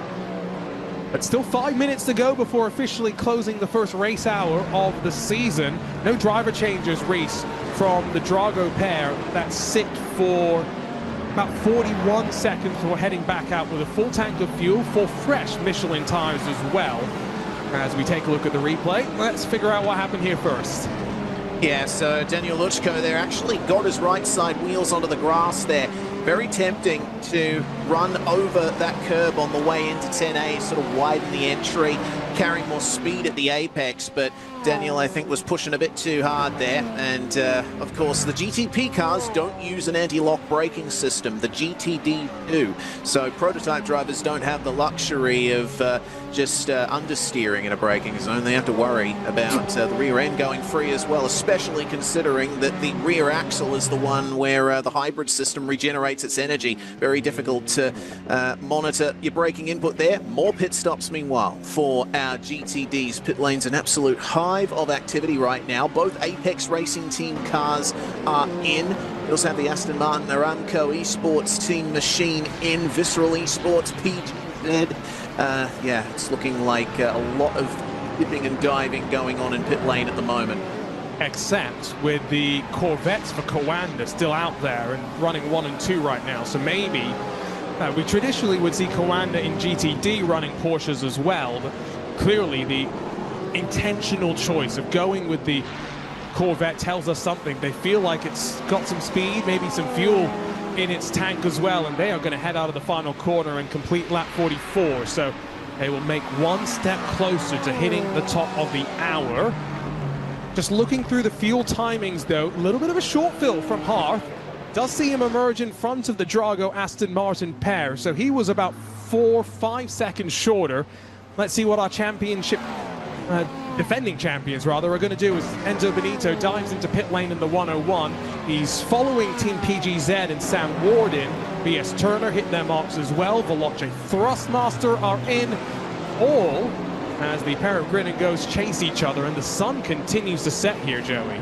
Yeah, the sun is finally kind of dropped down behind the trees. It was really brutal right here for the drivers going into turn number 5, directly shining through that windshield into their eyes. But now it's finally low enough on the horizon. We pretty much have shade everywhere around this racetrack. These grid and go cars certainly putting on a show. But Arjuna, I want to go back to your point about possibly the fuel advantage here that Chevrolet and GTD has. I saw that the first 3 out of those 4 Corvettes still out there on the racetrack, and that puts them +2, maybe even +3 laps in comparison to some of their competitors. And now Team Redline leaving pit lane as the leaders into pit lane. So Enzo Benito did slightly short fill. He's joined Johan Harth on that slightly 5 seconds short pit stop timing. You don't need, by any means, 2 full pit stops to complete a 2-hour and 40-minute race, Reese, and I think that is what is opening this race up. It almost guarantees we'll see the driver changes next time by. As here comes the next one of the Corvettes. It means just Scuderia Ferrari HP Esports team will owe us a pit stop after this. Yeah, and that car's already been through pit lane once, albeit for a drive-through penalty, so that maybe would have given them a chance to save a tiny bit of fuel and try and extend their stint a bit further, and that makes sense for car 150. If you've been put on the back foot due to a penalty or an incident or whatnot, you want to try and extend your stint as best you can. It allows a bit more opportunity to play with things towards the end. Pit stop complete for Alejandro Sanchez and the Coanda 181. Looks like they're going to keep the GTD lead. That is a very quick stop, only 34 seconds. And was that a response to everyone else, also knowing that they have the fuel in reserve, having gone the extra couple of laps? Now, where does Tristan Iglesias comes out? Is he going to come out in second? Yeah. He will. It's Coanda 1 and 2, Joey. Yeah, so Tristan Iglesias pops out in second place. He's heading down the hill right here. This is a good camera shot of him down through the S's. Now, he is going to have a little bit of that tire warm-up phase. We see Johan Harth in that Ford Mustang GT3 going through turn number 5 directly in his rear view mirror. But in terms of the delta gained, huge for the 181 and the 118. And just one last point, both of these Corvettes were turning laps faster than what they qualified there when they were running empty on fuel. Oh, that's a scary proposition. Wow. Go and do an hour of racing, Reese, and still be faster than when you went and qualified the car. Yeah, I'd be quaking in my boots if I was one of their competitors and seeing those times. Evidently, Coanda have come to play, but so have Apex Racing Team. Johan Harth puts the move on Tristan Iglesias into 10A, and it looks like Barter is coming as well in the Drago Racing 168. Pit stop for that car was more what we would expect, a bit more of a full fill for the Drago 168 at 41.5 seconds. And now all three of these cars fighting for the current runner-up position. And this is just over 11 seconds behind the leader. Here comes Barter. Looks like a bit of a blend out of the throttle there for Iglesias. So is that back to the fuel saving? And I was just also wondering, Manuel Troncoso was the best of the Drago pair in the early stint of the race. Now Hugh Barter, the best of the Drago machines, the 168 up to third spot. It was a nice move. Maybe still cold tires, coming back up to temperature as Troncoso now gets into the draft of Iglesias. Riding, looking rearwards from Johan Harth, who's raced for many a year across of Road World Championships, Formula Cars, Porsche Esports Super Cup. He's an iRacing Rallycross World Champion. He's a jack of all trades and master of quite a few as well. But he's got Hugh Barter with all that real-world experience carrying forward into the sim. You can tell we're late at night, not only because the headlights are on here, Joey, but the LEDs are starting to get a little bit more illuminated as well. It's fun with the endurance racing, especially in the last decade, right? A lot of these manufacturers and teams have come up with some pretty cool lighting characteristics on their vehicles out there, and it's really neatly modeled here in the simulator as well. I think that iRacing has done a terrific job, especially with those endurance light packages. And I called out the Lamborghini with its light pack. If we ever see one of those, that front light bar is a Lambo special that can well and truly blind the drivers that it's chasing down. Hugh Barter, who's jumped between a couple of teams across the sim racing journey, including the Apex Racing Team. That hand up from Johan Harth, Reese, there's a bit of frustration starting to seep through, and Johan, sometimes when he lets his temper get the better of him, does start to break, but I think for the time being he settles himself back down into the rhythm, as onto the back straightaway, no traffic really close by. Here comes the race leader, Jordan Caruso, still behind the wheel of that Porsche Coanda number 91, and he might slip past on the inside and hold Barter at bay for the time being. Very, very helpful there, Reese. Yeah, that was serendipitous there for Johan Harth. It stopped Barter from really going for the move, but here comes the Solpec car on the inside of the final corner as well. Maximilian Muir at the wheel, so that's going to bring the momentum down a little bit as Barter goes for the dive at turn 1. Oh, goodness me. He had a lot of focus on his face as he was making that move, and I don't know how surprised Harth was at that. His expression didn't betray much, but if that were me, I'd be in shock. That was quite the move. Barter now up into second place, and it's that this battling has brought the gap a little bit higher to the race leader for the moment, but I think with the pace that Barter can carry now that he's in clear air, he might start eating into that gap that Alejandro Sanchez has. I'll tell a story about the iRacing Bathurst 12 Hours earlier this year. Hugh Barter put it on pole position for Drago Racing before. Sitting on the grid, he saw everyone else going to wet tires. He thought, let me reset and see what would happen. He missed the start and had to drive all the way through the field. and ended up finishing that race in second. Exactly what we wanted to see. So the Solpec 62 is back out onto track, but what happened to the 60 as Jordan Johnson tries Joey up the inside of the very fast turn 6. It doesn't quite work out. We saw a very similar incident. Remember that number 110 GTD car with the other Ferrari in that same exact corner. So very similar incident. However, this time it was the prototype of Jordan Johnson going up the inside. And I'm sure that race control is going to be taking a look at that one as well. And it's exactly not what the number 60 car wanted at this point in the race. Jordan has done such a terrific job to really hang out inside the top 5. And he was just trying so hard to get through the GT traffic that ultimately a little bit of a mistake. As officially 1 hour now complete, the lead gap has grown. 6 seconds the advantage for Jordan Caruso as Kawanda sit on top in both of our classes as the headlights pave the way at the Michelin Raceway Road Atlanta. Arjuna Kankipati joined by Reese Gardner and Joey Atterbury with our production team at iRacing, bringing you all of this coverage. Thank you so much for joining us. It's the biggest entry list that we've seen, the strongest entry list that we've seen for the IMSA Esports Global Championship.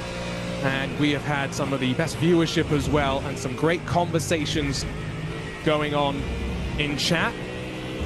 On board with the Ford Mustang as it crests over the top and then plunges down the hill. That is a real roller coaster of a ride when you're there in the real world. And then traffic continues to fly its way past. And so with the return of the 62, which I hadn't actually caught, so thank you, Reese or Joey, whichever one had mentioned that. That does mean that we're back to 51 cars circulating around the track, Reese. Just Virtus Pro now confirmed as a DNF in our opening round of the season. Yeah, I think you can credit Joey with putting you onto that one, Arjuna. Yeah, good to see that Maximilian Muir is back out there. In fact, yeah, now that I remember, we did see that car coming through on our GTD second place battle a few laps ago. So let's see if they'll be able to get something resembling a result here. The amount of time they spent in the pits was frankly crazy. And well, they are still behind every single GTD out there at the moment. New penalty for car 107 for contact. They will end up touring through pit lane very shortly, I'm sure. Every driver hopefully has read the rule book by this. We realize that you have 3 laps to serve that penalty, Arjuna, but we're almost at 1 hour gone. We are now almost at 90 minutes left to go as well. How time flies when you are having fun. And that is what the return of the 2025 IMSA Esports Global Championship has brought. Let's take a look at some of the highlights of the opening hour. And Porsche Kawanda, Jordan Caruso got the season underway, while Alexander Spetz slipped off into the gravel trap on the outside of the opening corner. Some contact between Door Esports, the fiercely forward Lamborghini, saw some strife at turn 10, which has been the problem spot through the day. And while Porsche Kawanda came unstuck, they also found their redemption, making the move and grabbing the race lead back. A little bit of contact for Solpec Precision Racing as well for Scuderia Ferrari HP Esports team. There has been a lot going on as the sun sets here in Braselton, Georgia. And just one by one, penalties accrued and race control being busy. On the other side of pit stops, it was a bold slide up the inside. The Porsche Kawanda driver not to be deprived of the race lead as Team Redline on cold tires got back up to speed. Today's coverage of the IMSA Esports Global Championship is brought to you by Michelin, the official tire of IMSA. Michelin is the exclusive tire provider for all classes of the WeatherTech Championship, Michelin Pilot Challenge, and VP Racing Sports Car Challenge Series. And by AMD. The AMD Ryzen 9 9950X 3D processors with second-gen AMD 3D V-Cache technology is now available for a massive gaming performance boost. And by VCO. Catch the next round of the Esports Racing League on iRacing next Saturday, November 8th. And by iRacing Arcade. Wishlist iRacing Arcade today, coming December 2nd to Steam and consoles in early 2026. Arjuna Kankipati alongside of Reese Gardner and Joey Atterbury. Let's run you down the GTPs with Porsche Coanda on top after putting it on pole position. But what a up and down fight they have had to go through. Caruso shares the car with Josh Rogers. They'll do their driver change in the next pit stop sequence, and we'll see the return of a multi-time Porsche Esports Super Cup champion. Behind them, it's the chasing BMW M Team Redline. Diogo Pinto sharing the car with Chris Lullum. But leading in GTD, it's the Corvette for Coanda Esports. Alejandro Sanchez, new recruit for the team, is paired up with the young Florida native Xander Reed. And they find themselves with a dominant 12-second advantage at the front of the field as the seconds tick away. 1 hour and 30 minutes left to go in the opening round of this 4-race season.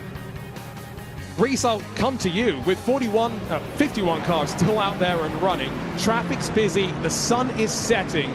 Job one has been done though from most of the teams. They've survived, they've put themselves in a position to finish the race.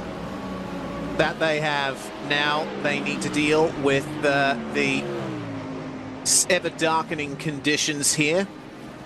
And it looks like we think this car's just served this penalty. Stop plus 30 seconds for the EMM Esports car for an unsafe rejoin. Of course, race control will be monitoring everyone to make sure that they don't rejoin the track at 90 degrees to the racing line. That's certainly not ideal, but yeah. Oh dear, a penalty for the 60 as well. That is the Solpec Precision Racing car that's currently running in 5th place. Jordan Johnson through from that penalty at turn 6 with car 167. The contact we caught on replay there, another drive-through for them. So I guess that's one of the aspects that these teams will be working through, Arjuna, is the fact that no one is safe from the hammer of race control. No, grid and go. All 3 of their cars have picked up a penalty so far today, and one Solpec Precision machine found itself in some big trouble early doors. The other one now, after running as high as 2nd, is going to drop to the tail end of the field. Still 19 GTP cars within around 70 seconds of one another.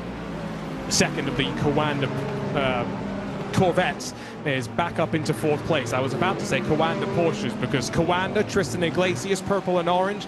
It all screams 911 to me, but on the hunt of the Frenchman Johan Hart as they head down this back straightaway. And it's getting darker and darker. Joey, I get the feeling within the next 30 minutes we are plunged into pitch black, and at that point, with no lighting around the track, you better have your references dialed in because they are going to be hard to see.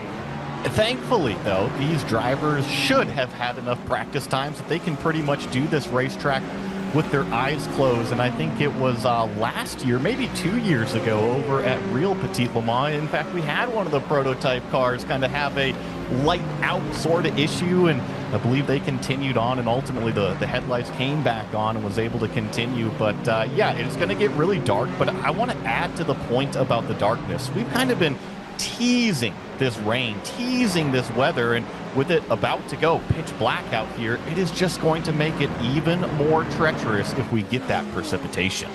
Well, as the Solpec car, I think, heads to pit lane to serve that penalty. Yeah, the weather gods crafted this plan where rain was predicted around halfway through, a somewhat strong likelihood to the end of the race, but those gods have not been so kind in their judgment, and we have been deprived of any moisture on the track.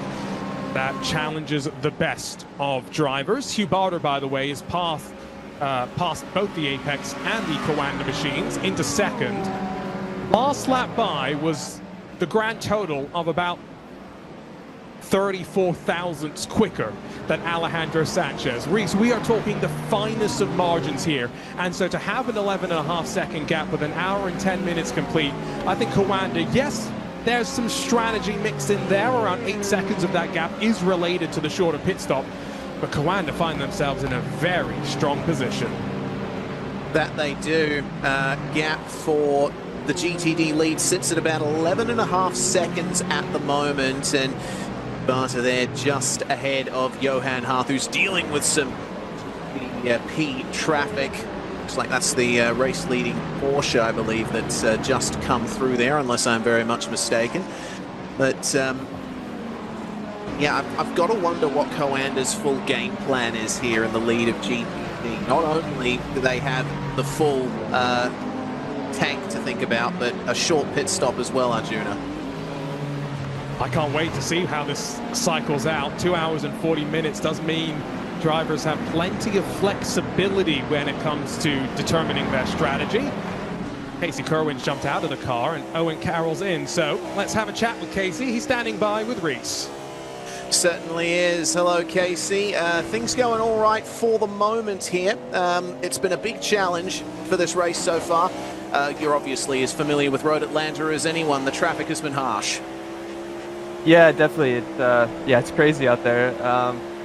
I enjoyed very much so getting to do the start and enjoy all the traffic chaos. It's my favorite thing about multi-class racing. Yeah, we're doing okay. I think don't have the greatest pace in the world, but I think we're kind of maximizing so far what we got. Yeah, we'll see how it all shakes out. I felt like we were pretty unlucky with traffic as well in the first stint, but yeah, still a decent ways to go. So hopefully we can kind of swing back in our favor a bit.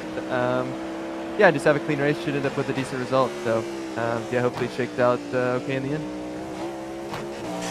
Yeah, you were one of the few GTP teams to actually make that driver change at the first pit stop. Are you planning on keeping Owen in there until the end of the race?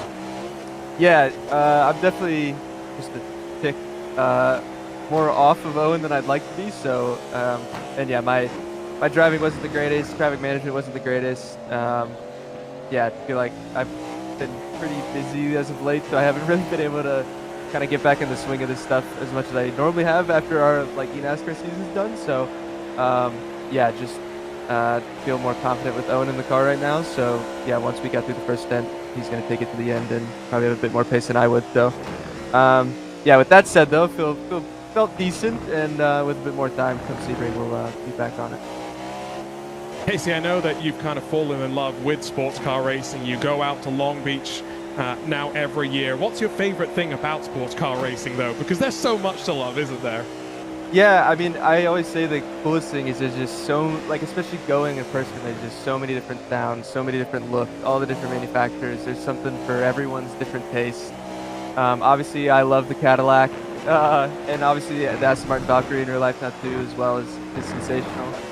And yeah, just the access you get when you go to an IMSA race, you get right up close with the cars and drivers walking around the paddock and everything. And yeah, it's awesome. I can't recommend it enough. And yeah, I was actually at Le Mans, you know, I guess a month ago now, and yeah, was yeah, an awesome event. It's an amazing track in person, and yeah, I got to see a lot of people from the community out there. It was obviously an amazing crowd and an amazing race, and yeah, I love going to every race that I can go to, and yeah, try to go to a bunch of different tracks, kind of a new track every year, it seems, and yeah, I'm enjoying it. Sounds like I should be insulted. You didn't find me. I'm hard to miss at the end of the day on the grid That's walks. true, But that's Casey, true. I wasn't on pit road enough. Wasn't on pit road enough. Fair enough. Thanks for joining us, Casey. We'll see you in a couple of weeks over at Sebring. Sounds good. See you guys. Always good to catch up with Casey, who, like we mentioned, has been busy wrapping up his eNASCAR campaign for 2025. Back in the fight for fifth, where the second of the Drago Aston Martins is starting to lose a little bit of ground, if we're being honest here. The Matador, Manuel Tramcoso, has got our defending champions also in an Aston Martin directly behind him. Team Redline, Enzo Benito, Luke Crane's favorite Redline driver. And then Sam Ward, and the best of the BMWs, Joey, up in 7th place and doing a great job to be the best of the BMWs, with 2 BS competition BMWs entered as well, who are customer BMW teams.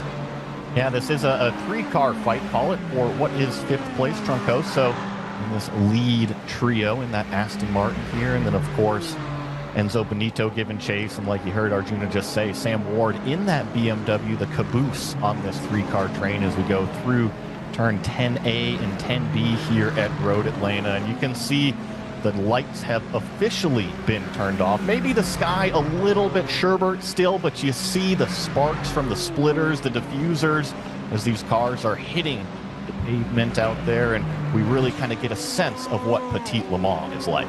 I tell you what better way to do that than turn up the sounds, take in the sights, and this is iRacing Full Throttle in the IMSA Esports Global Championship.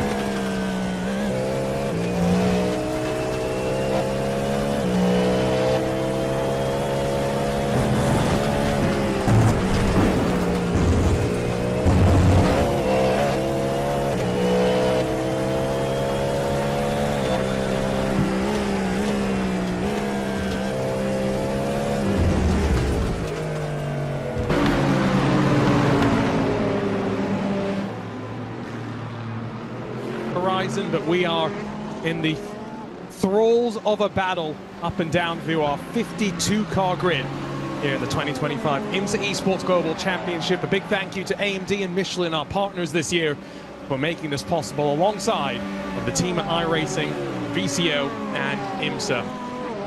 Fight for third, starting to lose some ground to Hugh Barder as he runs away. Arjuna Kankipati alongside of Reese Gardner and Joey Atterbury. And this is where we can start to speculate, Reese, a little bit on fuel.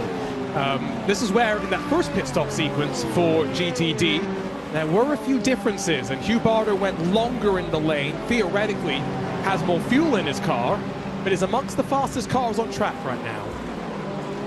Yeah, and I think a big part of that is the extra little bit of stability that extra fuel gives you. Like, yes, you have a heavier car, but the fuel tank in the Aston Martin being a front-engine rear-wheel drive car, the fuel tank is more towards the middle or the rear of the car, so it does stabilize the rear end a bit more. And having driven that Aston GT3 myself on the sim, it's one of the more stable packages in the GTD roster. So I'm looking forward to seeing what the next pit stop is going to turn out like for this fight. You mentioned, of course, that Hugh Barder had the longer first pit stop. Well, logically, he should be spending even less time in the pits on the next stop, so that may allow him to leapfrog these guys a bit further. To learn more about the IMSA Esports Global Championship, head to iRacing.com/IMSA-esports. Qualifiers are open to the public. We had a time attack qualifier about a month ago to find the majority of the teams competing out on track today. But if you want to take things a little bit easier, maybe just kick back on the couch with a controller, try out the free demo for iRacing Arcade on Steam today. Learn more at iRacingArcade.com. Wishlist it on Steam because it's coming December 2nd, and I am refreshing that page as much as I can for the next 30 days, waiting to put my credit card down and pick up iRacing Arcade, coming to consoles in early 2026. We have started to see the penultimate pit stops for GTPs as we clue in on our Michelin keys to the race.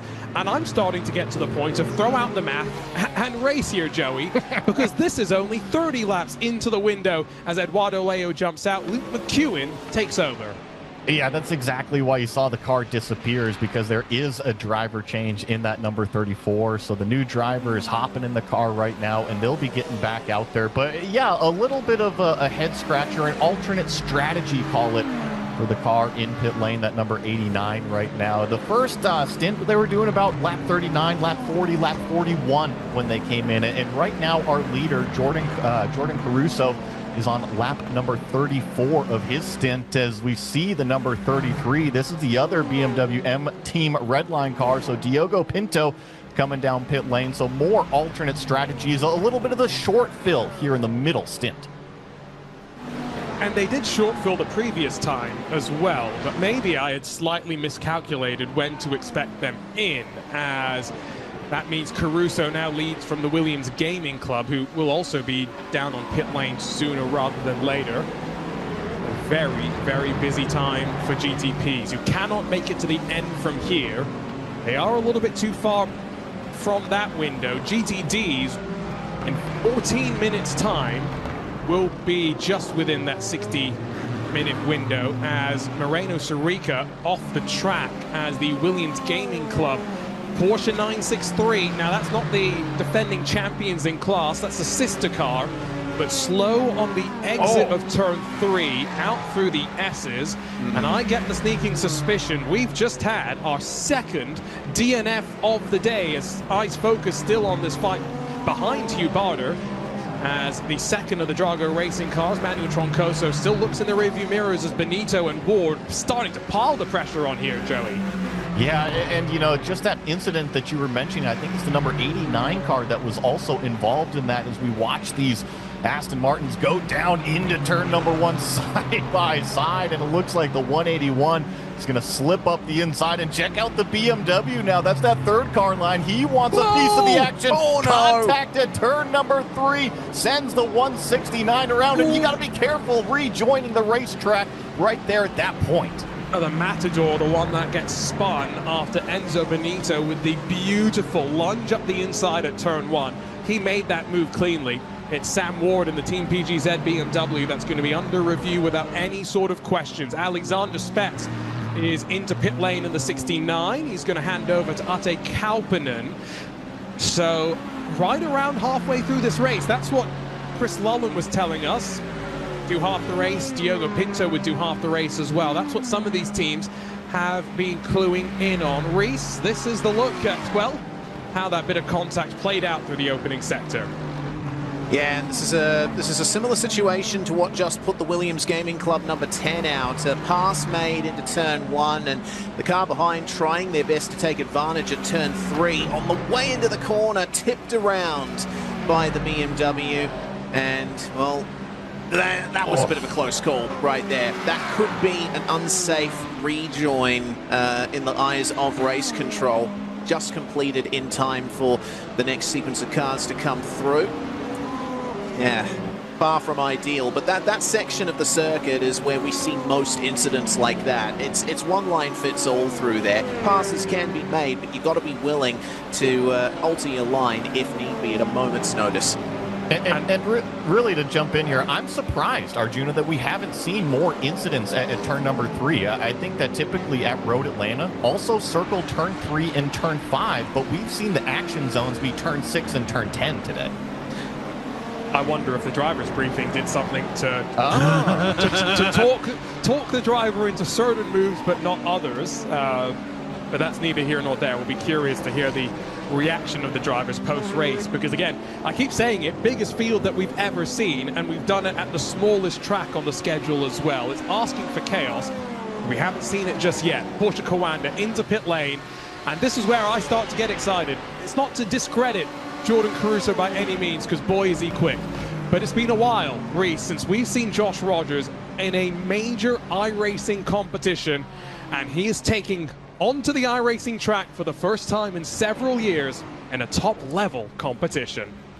So good to see him back. I remember commentating Josh Rogers' exploits in V8 Supercar competition down here in Australia and New Zealand, and he was an absolute freak on speed. Let's see what his first laps in the race are like. He's got a Herculean task ahead of him, coming out in 4th place in the car that's been leading the majority of this race, and he's already got some pressure from behind from Samuel Michaels and the CrowdStrike Racing Machine. Contact made, and Rogers is immediately in the wall, and you can tell how unhappy he is with that. That car's destroyed. He had to get into the pits.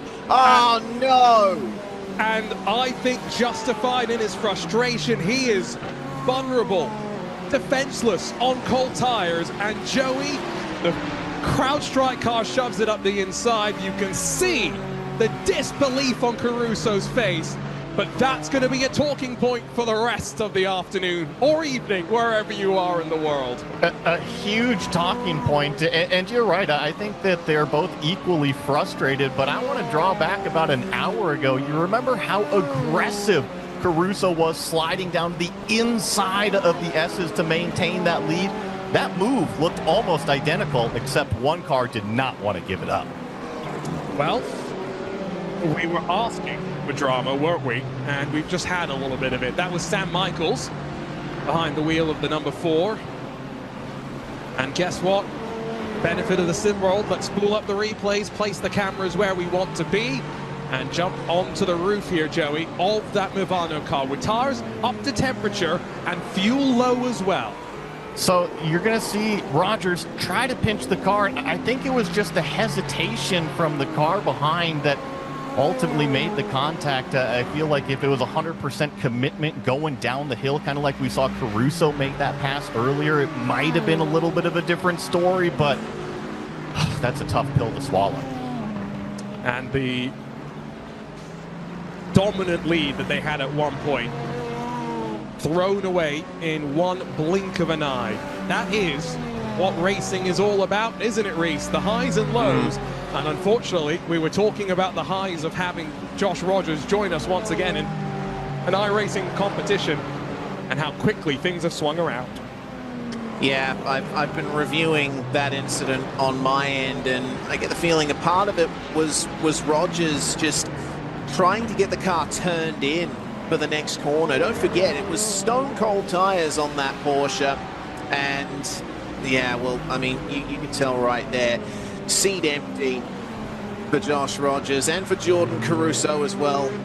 They are meeting in between their rigs, a little bit of a debrief here at Coanda. Remember, these guys aren't the regular drivers of this car. They subbed in for the regular pairing of Charlie Collins and Elvis Rankin.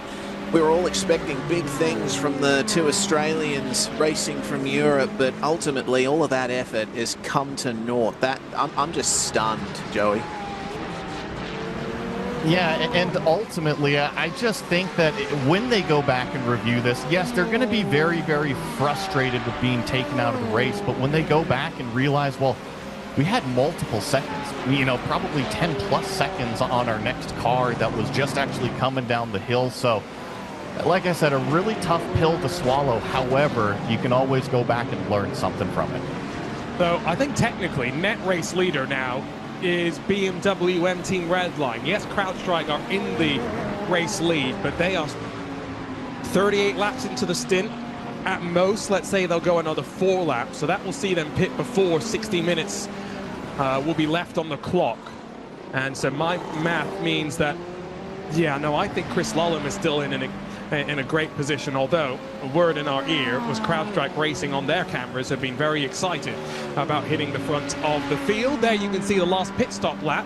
They are working lap number 80 right now, so it's 38 and counting for the leader in GTP. We've been focused on GTP for a little bit. Let's go back to GTD momentarily, just to call out a couple of drivers having a very strong performance. And I'll start Reese with the EMM Esports Lamborghini.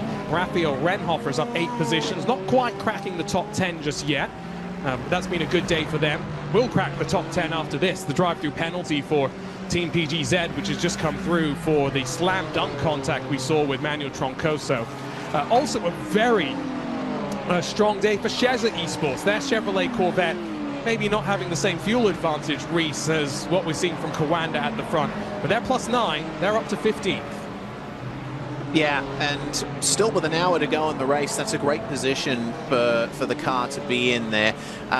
Yeah, 10 positions gained this far into the race is certainly nothing to sneeze at. The PGZ 119 was up quite a few positions themselves, round about 7 places as things stand.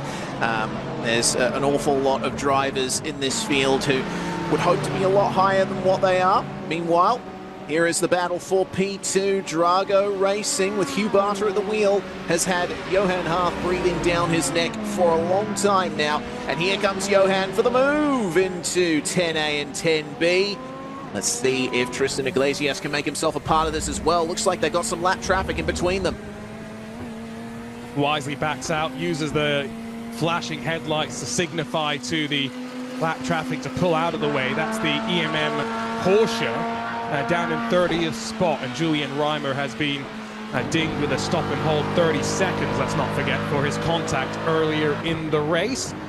Looking backwards from Hugh Barter, born in Japan, but flew out to spend most of his childhood in Australia, where I believe he is still racing from.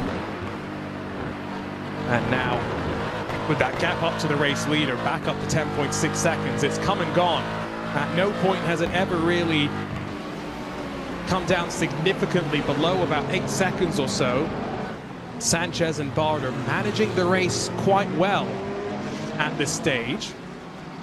If anyone did want to gamble though here, Joey, if they're willing to, wait 3 minutes, they could come into pit lane and then make it to the end of the race. If they see somewhere on track that's clear, they think track position is worth it.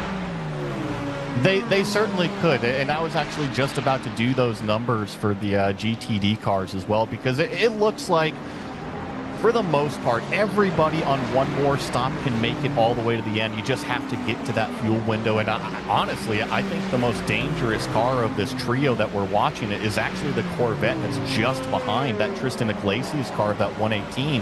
because remember, both of those Corvettes went +3 laps in comparison to all of their other competitors around them, at least inside the top 5. So if you're looking for a little bit of a strategy call out, definitely check out that Coanda Esports 118.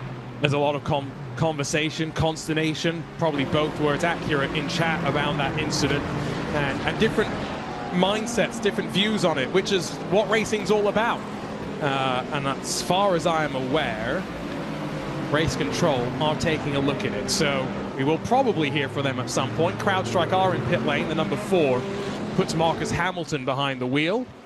Number 3 is pitting from the lead, and so as expected, pit stops Reese before we reach the top of the hour. So these are teams that are going to have a slightly short pit stop now and a slightly short pit stop with probably around 25 minutes left to go on the clock.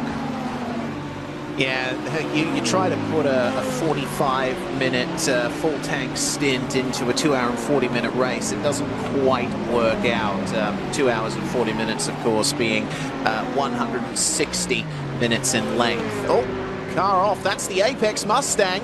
Something going wrong there at the final corner there. And that is would appear for contact with a prototype, it seems. It is the 4th place Mustang. There are 2 of these Apex Mustangs, so one down in 14th. Alex Gall at the wheel of the 191, but the 199 has now lost some track position. Although, granted, it could have been a lot worse because he's still only about a second back from Tristan Iglesias, and if there's contact with the prototype down at the fast turn 12, doesn't usually mean it was a pretty incident, and Joey, it could have got a whole lot worse. So down under the Fox Factory Bridge they go, on the outside, and the prototype has to check up to avoid running into the Drago Aston Martin in front, and Hart doesn't quite see it coming.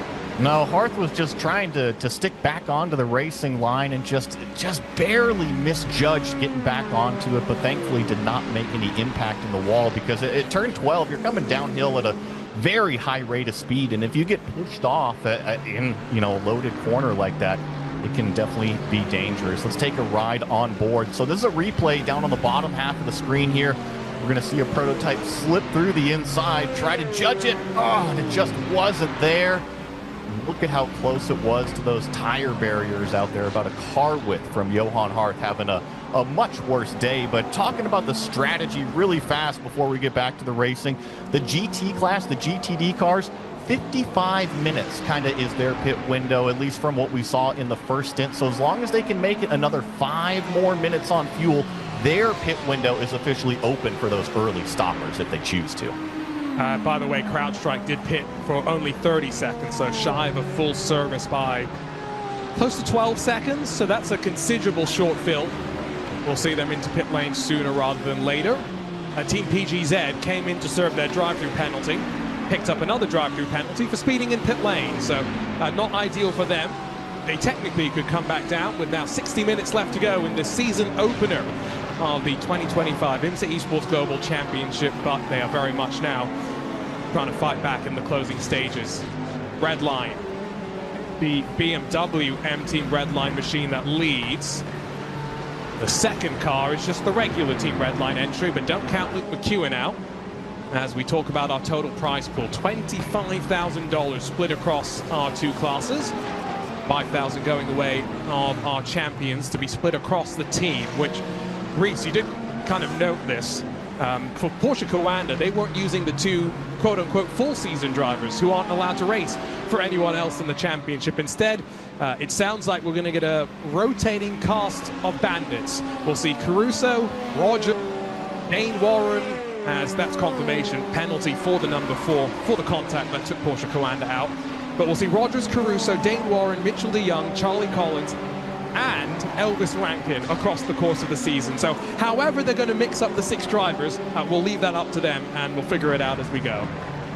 Yeah, indeed we will, and it makes total sense why Rogers was so mad at that incident, because a win on the cards out of the first round would have been a great way to start the season for Coanda, and would have been one step closer to potentially sharing $5,000 of prize money between those drivers. So opportunity unfortunately missed for Coanda 91. They'll have that small commiseration of the penalty being handed to the number 4 there. 58 minutes remain, and now it's just a question of who can pick up the pieces from the incident for Coanda. At the moment, that BMW M Team Redline machine is looking good. Here's the race for 8th in GT. Meanwhile, Veloce Thrustmaster. We're not getting much of an opportunity to look at the spec maps that we were talking about in the countdown to green, but still looks very nice under the lights, doesn't it? Yes, no, this is the fight for 8th. As mentioned, Alessandro Bico's gained 2 spots. Veloce Thrustmaster gained 4. Raphael Renhofer in that EMM Porsche, or Lamborghini, excuse me, is up 9 positions so far today. Especially in a field of 32, if you don't qualify well, you really cannot let yourself get too disheartened. It's a little bit different than the IMSA WeatherTech Sports Car Championship, where of course there's a GTD Pro and GTD class, where the class split introduced for this year really did change up how things operate. But just a big class of sports cars all fighting with one another. It's a couple of fights in this class, by the way, not just this fight for 8th, there's a fight for 17th as well, which does involve one of the real IMSA WeatherTech Sports Car Championship teams crossing over into the virtual world. We have the Windward Esports by Sensit Haptics, number 148. Windward, of course, champions in the GTD class this year, although Joey, the Windward Esports operation, a little bit more of their German side of things, and so it's great to see what is a truly international team, where the team owners are both regular competitors in the IMSA WeatherTech and IMSA Michelin Pilot Challenge Series. So great to see Windward Esports join the fun this year. And here is that number 148 car. So all of you real-world race fans, you're used to seeing that Windward Mercedes car up at the front of those GT4 races, the GT3 races, winning those famous endurance races such as Daytona 24 and whatnot. So this is their esports team, and I think that Windward has really done a terrific job, call it the last 5 years or so, kind of since they kind of jumped on the scene. They started with those GT4s and then instantly grew to that global outfit, and now you can see them really racing all around the world, and not only in the real world, but here in the simulator as well. Great exit out of turn 5 for the German Tom Ryer, but he's not close enough to get to the inside of Henry Jocelyn. It was confirmed. I don't think that... Oh, as he gets into the back, the Zebra for BS Plus competition sends it up the inside, and they just about slipped through safely. That could have been a little bit closer. Yeah, I think it was missed at the end of the coverage at Petit Le Mans a few weeks ago, but it was confirmed to us by Russell Ward, team principal of Windward Racing, that we will get not just one GTD entry next year at Daytona, but we'll also get a GTD Pro Mercedes entry from the team. That should be quite exciting. We ride with the Mahler Racing team. Ryan Barneveld, the Dutch driver, sits in the 110, currently in 11th position. And the word in our ear, Reese, was that this is Evan Pasoko's favorite rig that he's seen of the drivers so far today. You've got the ultra-wide screen in front of you. You've got the extra screen up above you for all that extra bit of information. Oh, and one more screen in front of you replicating a digital dash. Well, one of the things that I love the most about sports car racing in the real world is variety, mechanical diversity. It's the same for sim racing rigs as well. We got drivers in this series racing with virtual reality headsets. We got drivers running single screen, triple screen, ultra wide monitors like we're seeing for Ryan Barneveld here, and a great amount of peripherals available for that one. So pit stops are on once again here for our GTD cars, and it looks like the Redline 101 reigning champion team is one of the first in here. They are joined by Apex Racing Team 199 machine. Luca Kita is going to jump into that one. Florian Lebigre as well in the Team Redline 101. Things starting to get interesting as well for the Drago Racing car. They have lost some time to Tristan Iglesias behind them. The fight is back on with the Apex car, the Apex Mustang, briefly out of the picture, Joey. And so I think that we'll probably see Hugh Barter into pit lane. Well, maybe next time by. Alejandro Sanchez has dived his way in, so I think we could end up seeing 53 minutes to go. It's the trigger. No, the second Corvette stays behind, watches as that's Chris Lullum slices through the race leader in the BMW M Team Redline machine. But this is also, Joey, an interesting time for a driver to jump in as Alejandro Sanchez hands over the race-leading Coanda Esports car to Xander Reed. Night has set. References are slightly different, but at least you're not transitioning through the sunset itself. Correct, and just talking about these pit stops right here, yes, the fuel window is open. So for the GTD cars, by the map, 55 minutes is when they can make it to the end of the race, and that is done by the hard data from the first fuel stint. Now, it doesn't mean that they have to come in right now. By my math, they could probably carry on about another 10 minutes. This car that we're watching right now of Hugh Barter is on lap number 40. We saw the Chevy Corvettes be able to stretch it to about lap 45, maybe even lap 46. We're going to see if this Aston Martin can kind of stretch that fuel mileage, or if he's going to come in at about lap number 41, 42. We saw the Astons kind of stretch it to 43 as well, so I think that there's options on the table for this driver. Getting darker and darker as we head towards the closing stages of this race. We'll not see any dark running at Sebring next time out, I can promise you that. But who knows, when we head to Daytona to close out our championship, it's been traditional for us to start in the dark and head into the sunrise. So it could be an interesting transition for all our drivers. 51 minutes left to go. Here comes the 169. So that is Manuel Troncoso, still waiting for Hugh Barter. I think what Tristan Iglesias has done here, Reese, is very smart. We saw him lose out not one but two positions in a couple of corners about 45, 55 minutes ago. But he's just been saving fuel. He had a 4-second shorter pit stop than Hugh Barter, and he's been trying to minimize the deficit as the rest of the class continues to pit. Here comes the second of the Apex Ford Mustangs.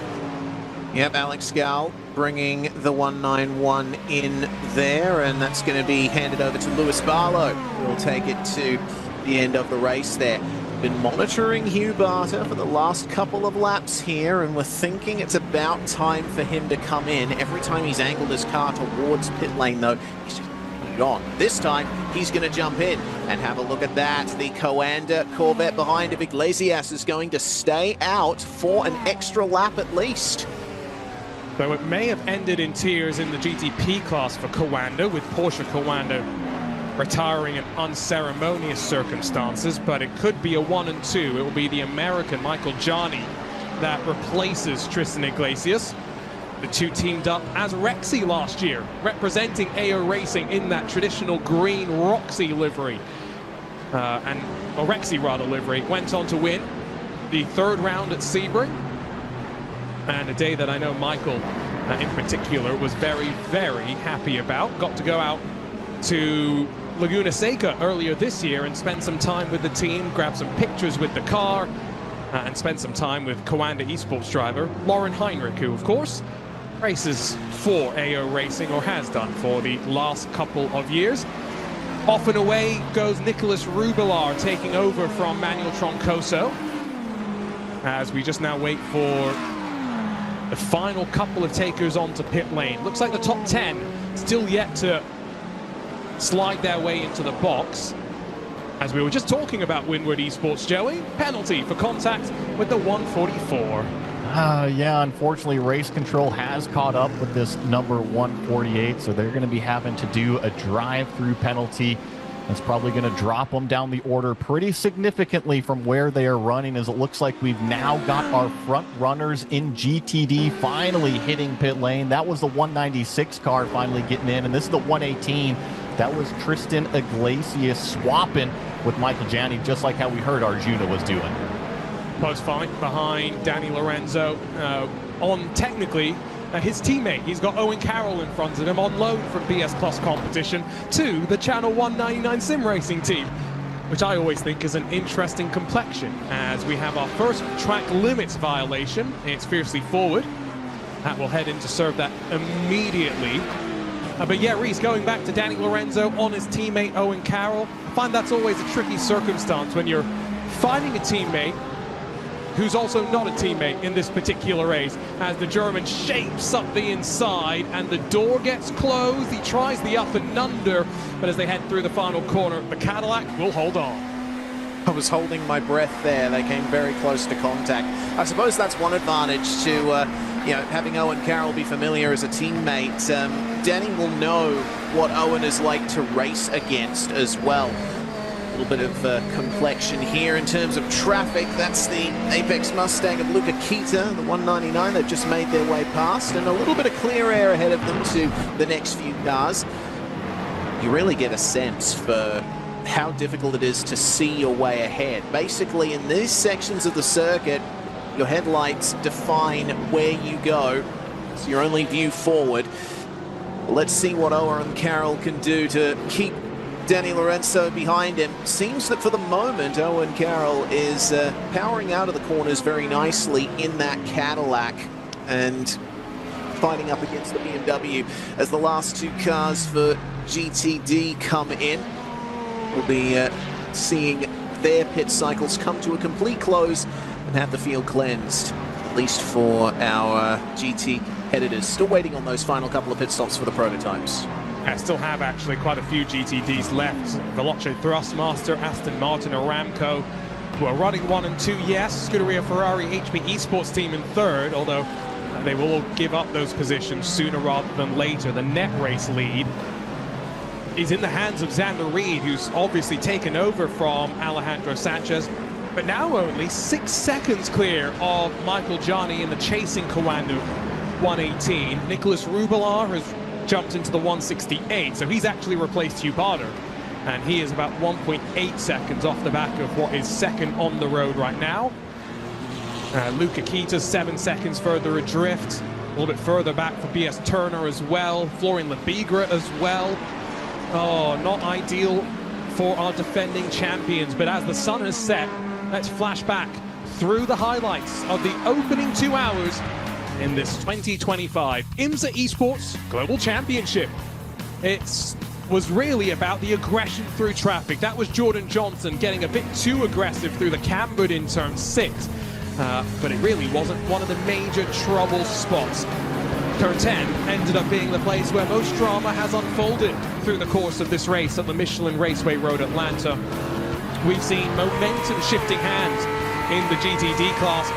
We've seen race leaders involved in race-ending incidents in the GTP class. That's a look at what happened to one of our Drago Aston Martins. They're recovering from that, but there was to be no recovery from this. Cold tires and a ruined Porsche 963 for our race-leading Porsche Coanda Esports team. Sam Michaels trying to go up the inside on warm tires, but ending up causing a big incident. The 199 Apex Ford Mustang, Johan Hart was very lucky to avoid a trip into the outside wall as Solpec's virtual mindset entry tried to slip up the inside. And traffic, as ever, keeping these cars close. 52 saw the green, 51 are still running. Today's coverage of the IMSA Esports Global Championship is brought to you by Michelin, the official tire of IMSA. Michelin is the exclusive tire provider for all classes of the WeatherTech Championship, Michelin Pilot Challenge, and VP Racing Sports Car Challenge Series. And by AMD. The AMD Ryzen 9 9950X 3D processors with second AMG Gen 3D V-Cache technology is now available for a massive gaming performance boost. And by VCO. Catch the next round of the Esports Racing League next Saturday on iRacing, November 8th on the VCO Twitch channel. And by iRacing Arcade. Wishlist iRacing Arcade today. Coming December 2nd on Steam and consoles in early 2026. Arjuna Kankipati alongside of Reese Gardiner and Joey Atterbury. The sun has well and truly set. but the racing action only intensifying out on the track. Any threat of rain that was in the air has long dissipated, I think, at this point, Reese, although there's some teams that might be trying to do a rain dance with 43 minutes left on the clock. Yeah, they'll certainly be hoping for the chance to gain a bit when the wet weather comes, if it even comes. Yeah, it's a little bit of a disappointment to see that the rain has not eventuated thus far. We do still have 43 minutes remaining in this 2-hour and 40-minute race, so you never know. Could be some surprise in store. We'll just have to wait and see. For the moment, I think the dark conditions are providing more than enough of a challenge for everybody. Yes, adding rain into that mix could only make it even more spicy. I don't think they necessarily need the challenge at this point. Pit stops complete now for the final couple of GTD contenders for Veloce Thrustmaster, Scuderia Ferrari, HP Esports team, as well as the Aston Martin Aramco Esports team, who have done the, if I'm understanding this correctly, double driver change. They put Ruben Paulino in for the middle stint of the race. Lasse Bach is back in the car to close this out. Mahler Racing team under fire as Luca Alper in the EMM Lamborghini looks to try and charge his way forward up into a top 10 after starting down in 19th. But Joey, you called out in our private chat slightly earlier, a great job from the Mahler Racing team to recover after that penalty earlier today. That is this white and green BMW, that 110. So I think they were actually just getting around that Lamborghini on the racetrack up into 10th place. And yeah, they had that drive-through penalty from the contact in turn number 6 a little bit earlier with one of those Ferrari GT3 machines. But I think what Ryan Barneveld is kind of relishing right now is directly in front of him, there's about 2 more cars up for position. So what started out as a good day kind of unraveled in the middle, but they're starting to put it together once again here in the closing stages. It's a short championship, so in some ways, if you have a poor round, it's sometimes hard to fight back. But the big GTD class, Virtus Pro, are one of our only retirements because even Porsche Coanda are back out on track and trying to salvage something from this race, because, Reese, they all recognize 4 rounds, no drop rounds in the championship, and every point, including qualifying points, could end up making a difference, whether you're fighting for the championship, whether you're fighting for a top 5. Absolutely. To break it down very simply, qualifying position awards 1/10 of the amount of points on offer for the same position in the race. So 350 points for a race win, that's 35 points for pole position. So that's what Rogers and Caruso currently have. They want to try and maintain that. They finish where they are, they'll get an extra 10 points added on top of that. 45 points is not nothing. So they've had their little debrief as the car had to be repaired in pit lane. Often takes a while for that to happen, depending on how heavy the damage is. And Rogers will just be focusing on circulating, trying to pick up positions where he can, just hope for mistakes and incidents for cars in their class ahead. Next penalty that race control has for the EMM Esports car for contact with car 169. That is a drive-through, unfortunately. I hear how disappointed you are with that one, Arjuna. Well, we've just been singing their praises about how they have a chance for a top 10, and it's contact with the second Drago car, Nicolas Matteo. That was the incident at the top of turn 3 that we saw in our highlights just a few moments ago. That's heartbreaking. I don't think Luca Alpert was the driver responsible for the contact, but he's the one that's going to serve the penalty. That is for sure. The only of our Apex entries in GTP is defending from Aaron Vasquez, who was excluded from qualifying for a late change of the driver lineup and having to fight their way back through the field in the Acura that hasn't necessarily had the pace of maybe some of the other manufacturers. BMW runs 1 and 2, Porsche in 3rd, the best of the Cadillac has been as high as 4th on occasion, the best Acura. Yes, Loic Rabier did lead momentarily in the number 3, but that was a sort of lie based on pit cycles, so we'll be curious to see if it fares better in any of the rounds coming up. Lights flash on the bottom of the screen, which, Joey, is the universal sign of the hurry-up. Ryan Barnabel's in front of the Altitude Freem Esports crew, and Dennis Grabowski wants to see the pace increase. Yeah, and I think that Ryan's just been doing a tremendous job working his way forward here in the BMW. Remember, we just checked in on him a couple laps ago. They were outside the top 10. Now they are up into 9th place. So that number 110 BMW is solely focused out of the windshield right now. About 2.4 seconds up the road is the Drago Racing 169 car. So Ryan's got a little bit of a mountain to climb right now to try to go grab 8th place position. But like I said a little bit while ago, a terrific job on the recovery effort. So we are expecting one more pit stop from all the GTPs. In fact, I think we have just entered into that window where the first of them could be pitting. Sometimes I do know my things. Team Redline, the number 34 race, it is in pit lane, and it's going to be Luke McEwen that fills up the car with fuel, puts some Michelin tires on, and heads back out to see the checkered flag. Absolutely. Eduardo Leo has already brought that car in for the first 72 laps of this race, so you would expect Luke McEwen to stay in that machine. Question is, how long is the pit stop going to be? It's going to be a very short one here. Meanwhile, looking at last season's champions in the GTP class, Williams Sim Racing Chill Blast machine, Matt Farrow now at the wheel. They have worked their way up to effective 3rd. So let's see what more they can do from here. Could be another win on the cards if everything goes their way in the final stint. They do have quite the gap to make up, though. They are nearly 18 seconds behind the current race leader. Joey, how much do you remember of last year's season finale? I remember every single event last year, and I remember a few broken hearts, especially early on, and some big incidents late. Yes, let's not forget, of course, that number 5, which in my heart is the number 1. I love when the champions run number 1, 101 in the GTD case. But, you know, Max Verstappen, big send through the opening corner.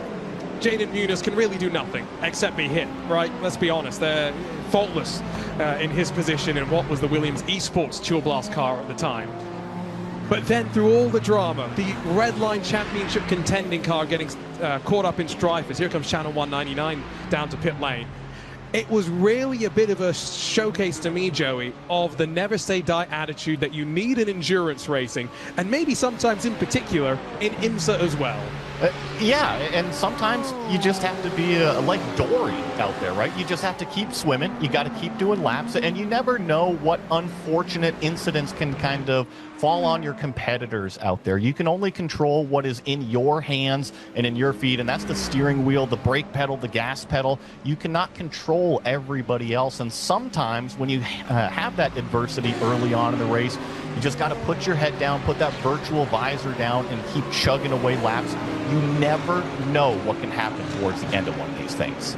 You can never relax either. With the sun setting and now being left to your own devices, it is a unrelenting environment they are in right now. This Michelin Raceway Road Atlanta takes no prisoners, and to be known as Michelin Raceway for quite a few years longer, the partnership agreement between IMSA and Michelin extended. The track naming rights extended as well. We are so glad to open up our season at this glorious venue once again, and to have Michelin support as the team that finished 2nd in this race last year down onto pit lane for the final time today. That leaves now, as I count it, the top 8 yet to come down on towards the pit lane. Top 7 once that final car heads out of pit lane. But a bit of a pop out here as the Lamborghini has had enough waiting. Luca Alpert served that penalty and now slices past the Apex Racing Ford Mustang of Lewis Barlow, all as traffic reefs plays its part. There goes the Williams Sim Racing Chill Blast car down to pit lane. Yes, indeed, just clearing those GTDs in time for the final chicane. And, well, that shows why Matt Farrow is part of this team. He knows, speeding. Oh no, we've just heard speeding on the way into the pits for the number 5. And they've just received an extension to their pit stop time as a result. Their podium run might be, if not over, way more difficult now. It doesn't get worse than that, because now the penalty going to be more significant. does that give Team Redline confidence to finish 1 and 2nd and leave the fight for the 3rd and final step of the podium in the hands of potentially the likes of CrowdStrike Racing? And Joey, what did we talk about in our Michelin keys to the race? Pit entry here being difficult and the pit speed being important to monitor as well. Yeah, it is 45 miles an hour is what the pit lane speed limit that you got to get down to, and just the entry to the pit lane here at Road Atlanta is so gosh dang tricky. You got to be able to limit the mistakes out there. Don't do anything that is going to beat yourself in terms of the race. Sometimes it's the easy things that slip through the cracks. Wow. Well, breathe. 33 minutes left on the clock. I think we are in that state where BMW M Team Redline are looking like they are comfortably one hand on the victory right now. Here comes Ate Kauppinen. Great fight back from this team as well, Reese, after Alexander Spets overcommitted in turn 1, put himself in the kitty litter. They're on for a top 10 here, and that's really all they could have asked for after being at the tail end of the field 1 quarter into the season. Yeah, absolutely. It's good to see that kind of recovery here, and I think you're going to be seeing that a lot more as the season goes on.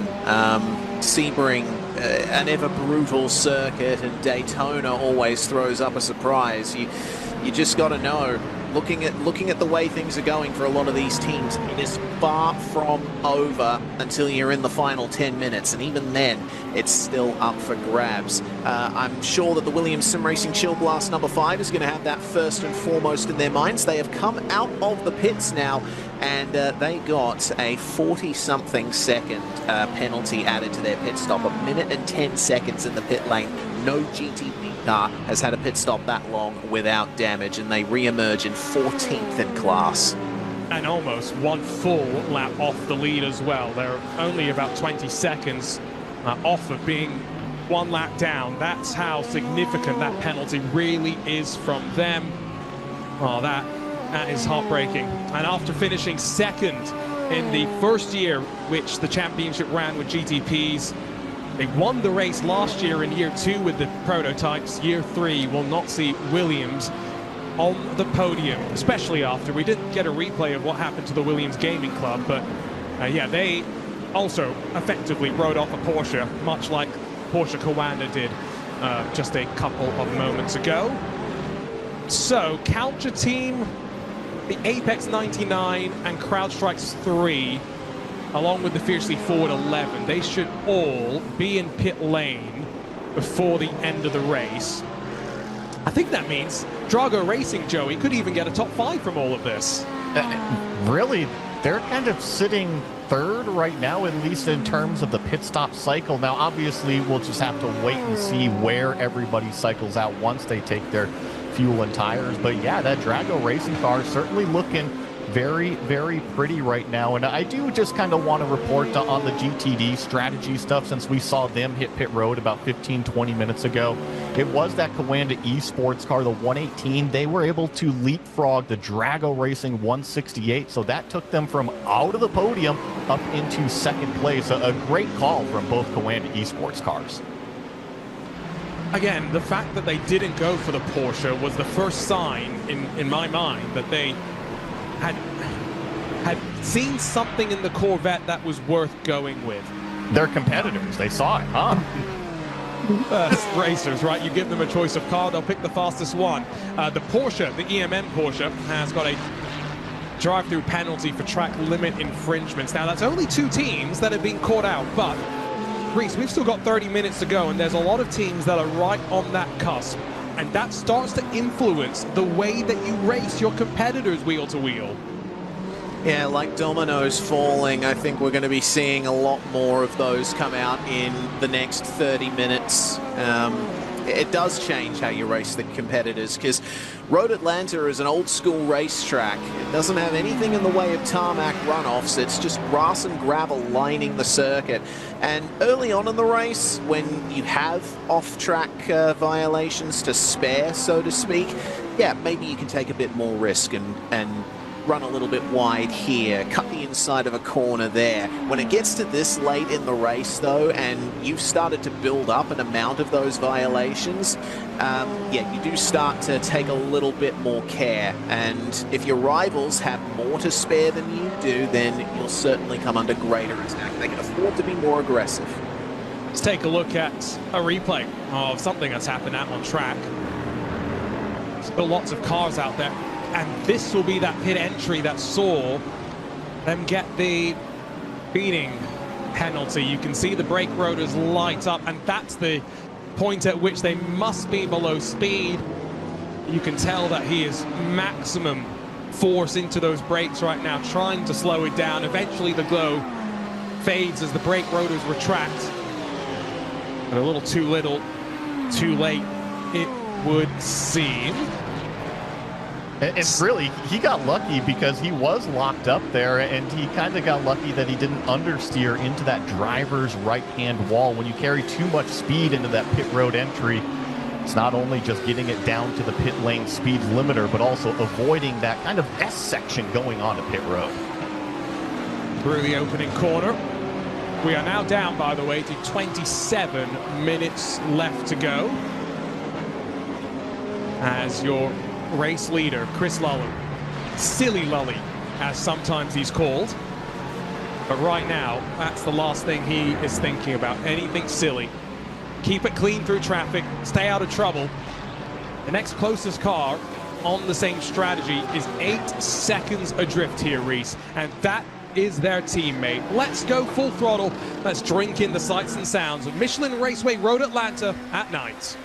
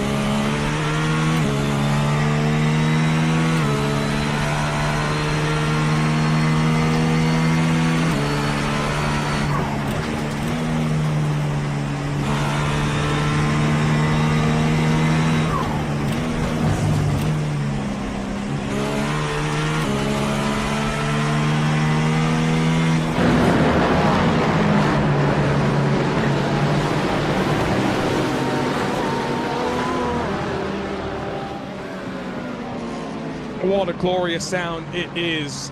Engines reverberating around Braselton, Georgia, around the Michelin Raceway Road Atlanta, which just a handful of weeks ago was sold out for the 28th running of the Great Motul Petit Le Mans. They had to back out 2 miles to go find parking on occasion. We've apparently managed to pack that many virtual spectators into the track as well. Arjuna Kankipati alongside of Reese Gardiner and Joey Atterbury with what is now 24 minutes left to go in the opening round of the IMSA Esports Global Championship. Season opener that's had a little bit of everything. We had some great close times in qualifying, a thrilling race start with some incidents, clean multi-class racing and everything in between. And now some race leaders looking very, very comfortable, Reese. Chris Lulham for BMW M Team Redline and GTP, and Xander Reed for Coanda Esports have been dominant since they ascended to the front of their class. That they have. Particularly surprised by the Coanda Esports' form in those Corvettes. We've talked about them a few times now, and they are on course for victory in their class. And see how much up in the air things are for the podium in GTP. We were talking recently about the Drago Racing number 69 and how much of a great run they've been having since making a recovery early on. 8 laps into their stint and looking good towards the end of the race. They have just moved back into third as Aaron Vazquez has brought the Culture team number 92 into the pit lane. We also have the Sheza Esports car of Daniel Civi-Jarbo, who's been in the pits now for over 4 minutes. Been a big problem apparently for the number 90. So as far as GTP goes, that's what the deal is. ETD still up for grabs in many ways as well. Coanda Esports and Drago Racing are battling for second place on track there.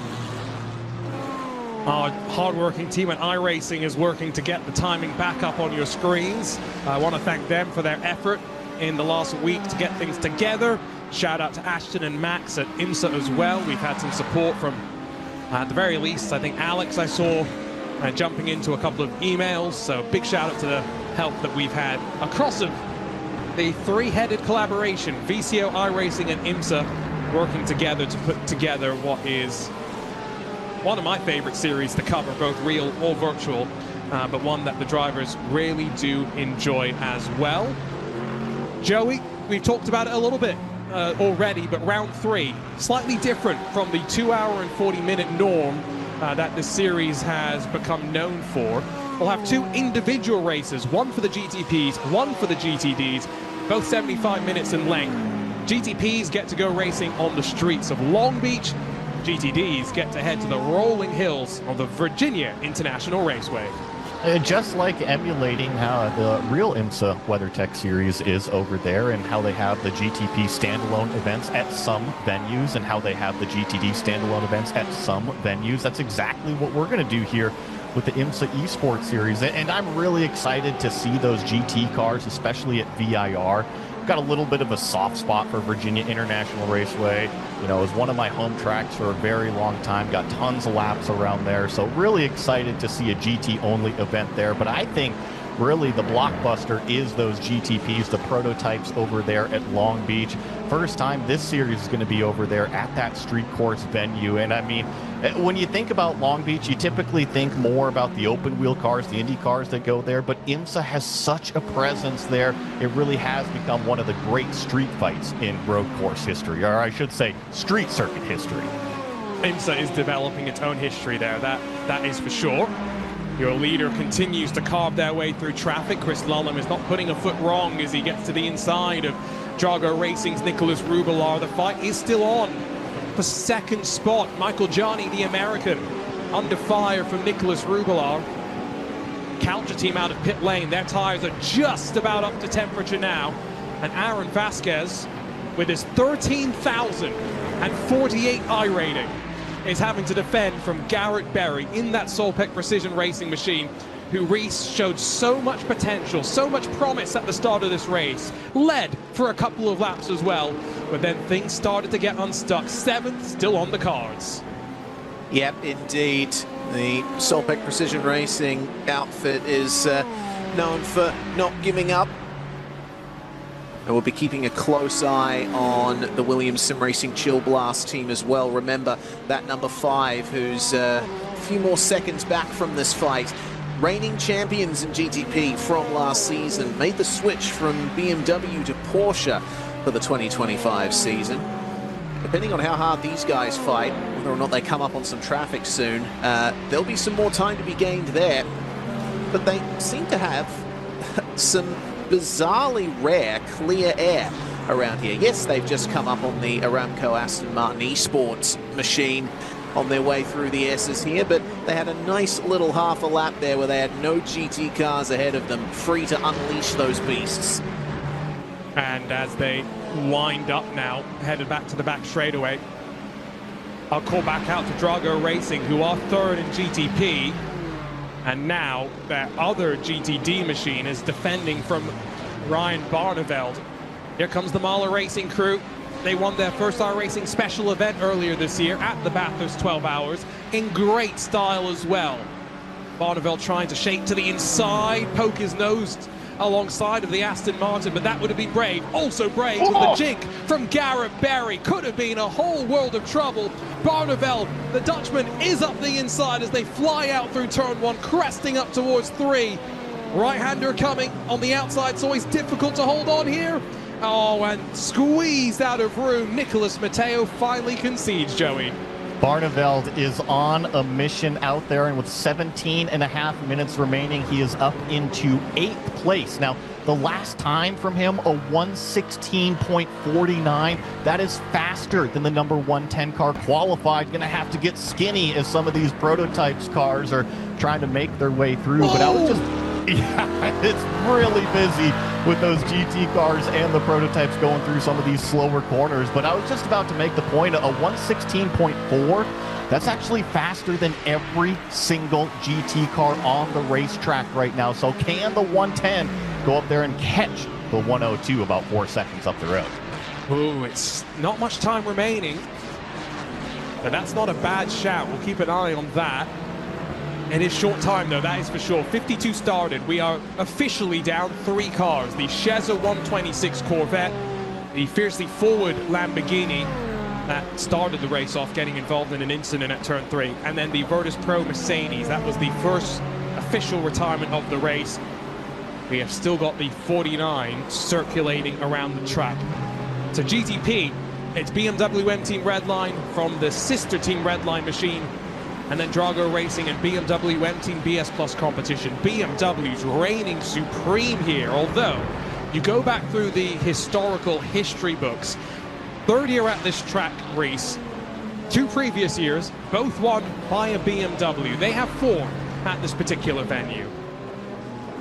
They do indeed. The GTP class are very well matched with each other, but the BMW does have quite a nice history here. Another view on board of that little wiggle that we saw from the car 169 of Nicholas Matteo. Obviously, Drago has certainly had plenty of adventures in this race so far. We'll wait and see if BMW can extend their run of wins here at Road Atlanta in the IMSA Esports Global Championship, and whether or not we can see Owen Carroll and the Channel 199 sim racing car make up some gap to the 4th place car ahead. There's plenty to work out in these last 15 minutes of the race.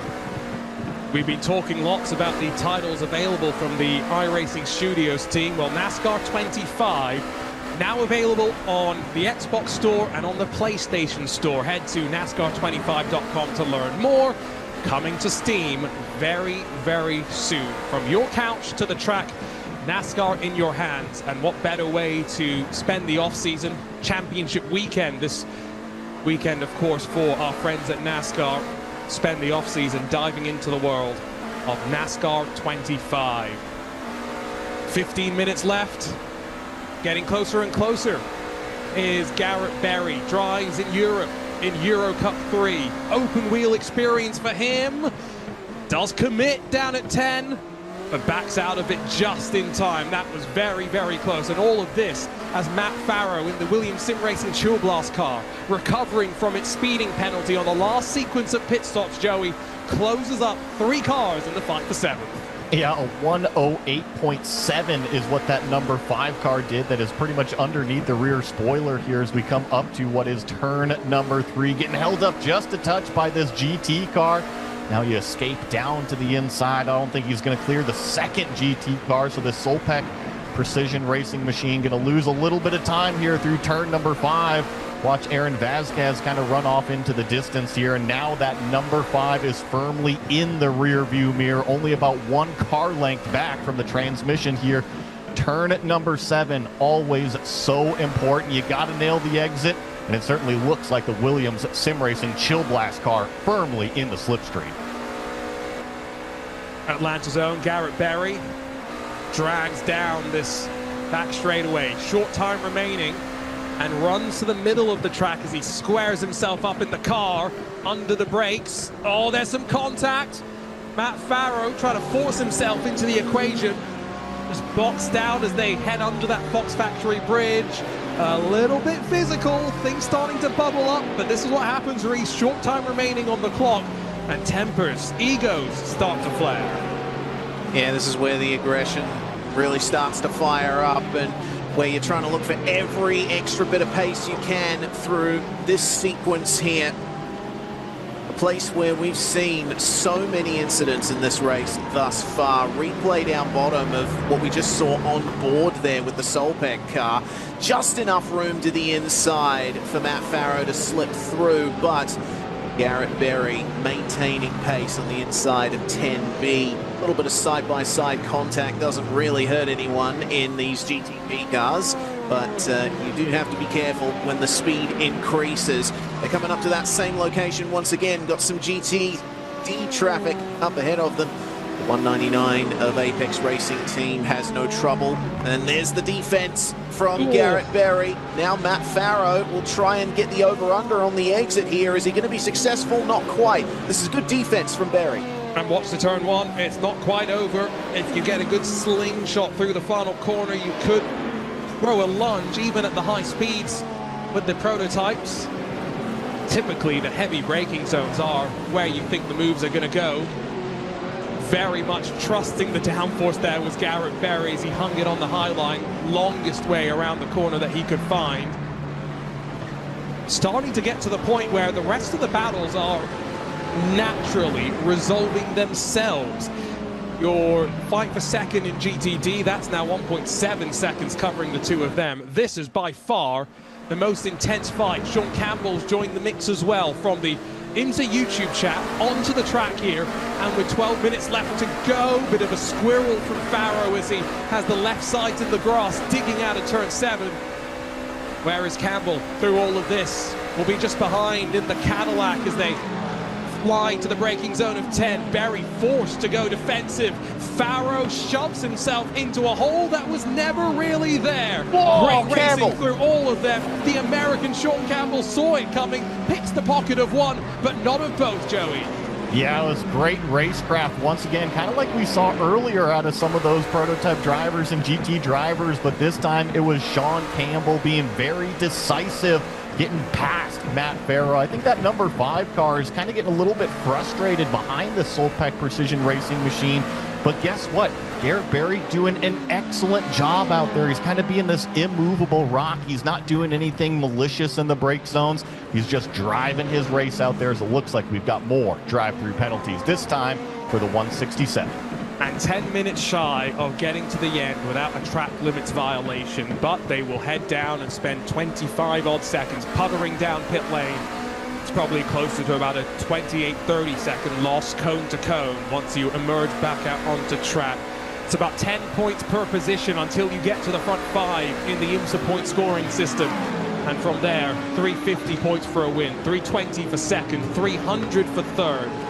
It does start to matter how consistently you can be up towards the front of the field.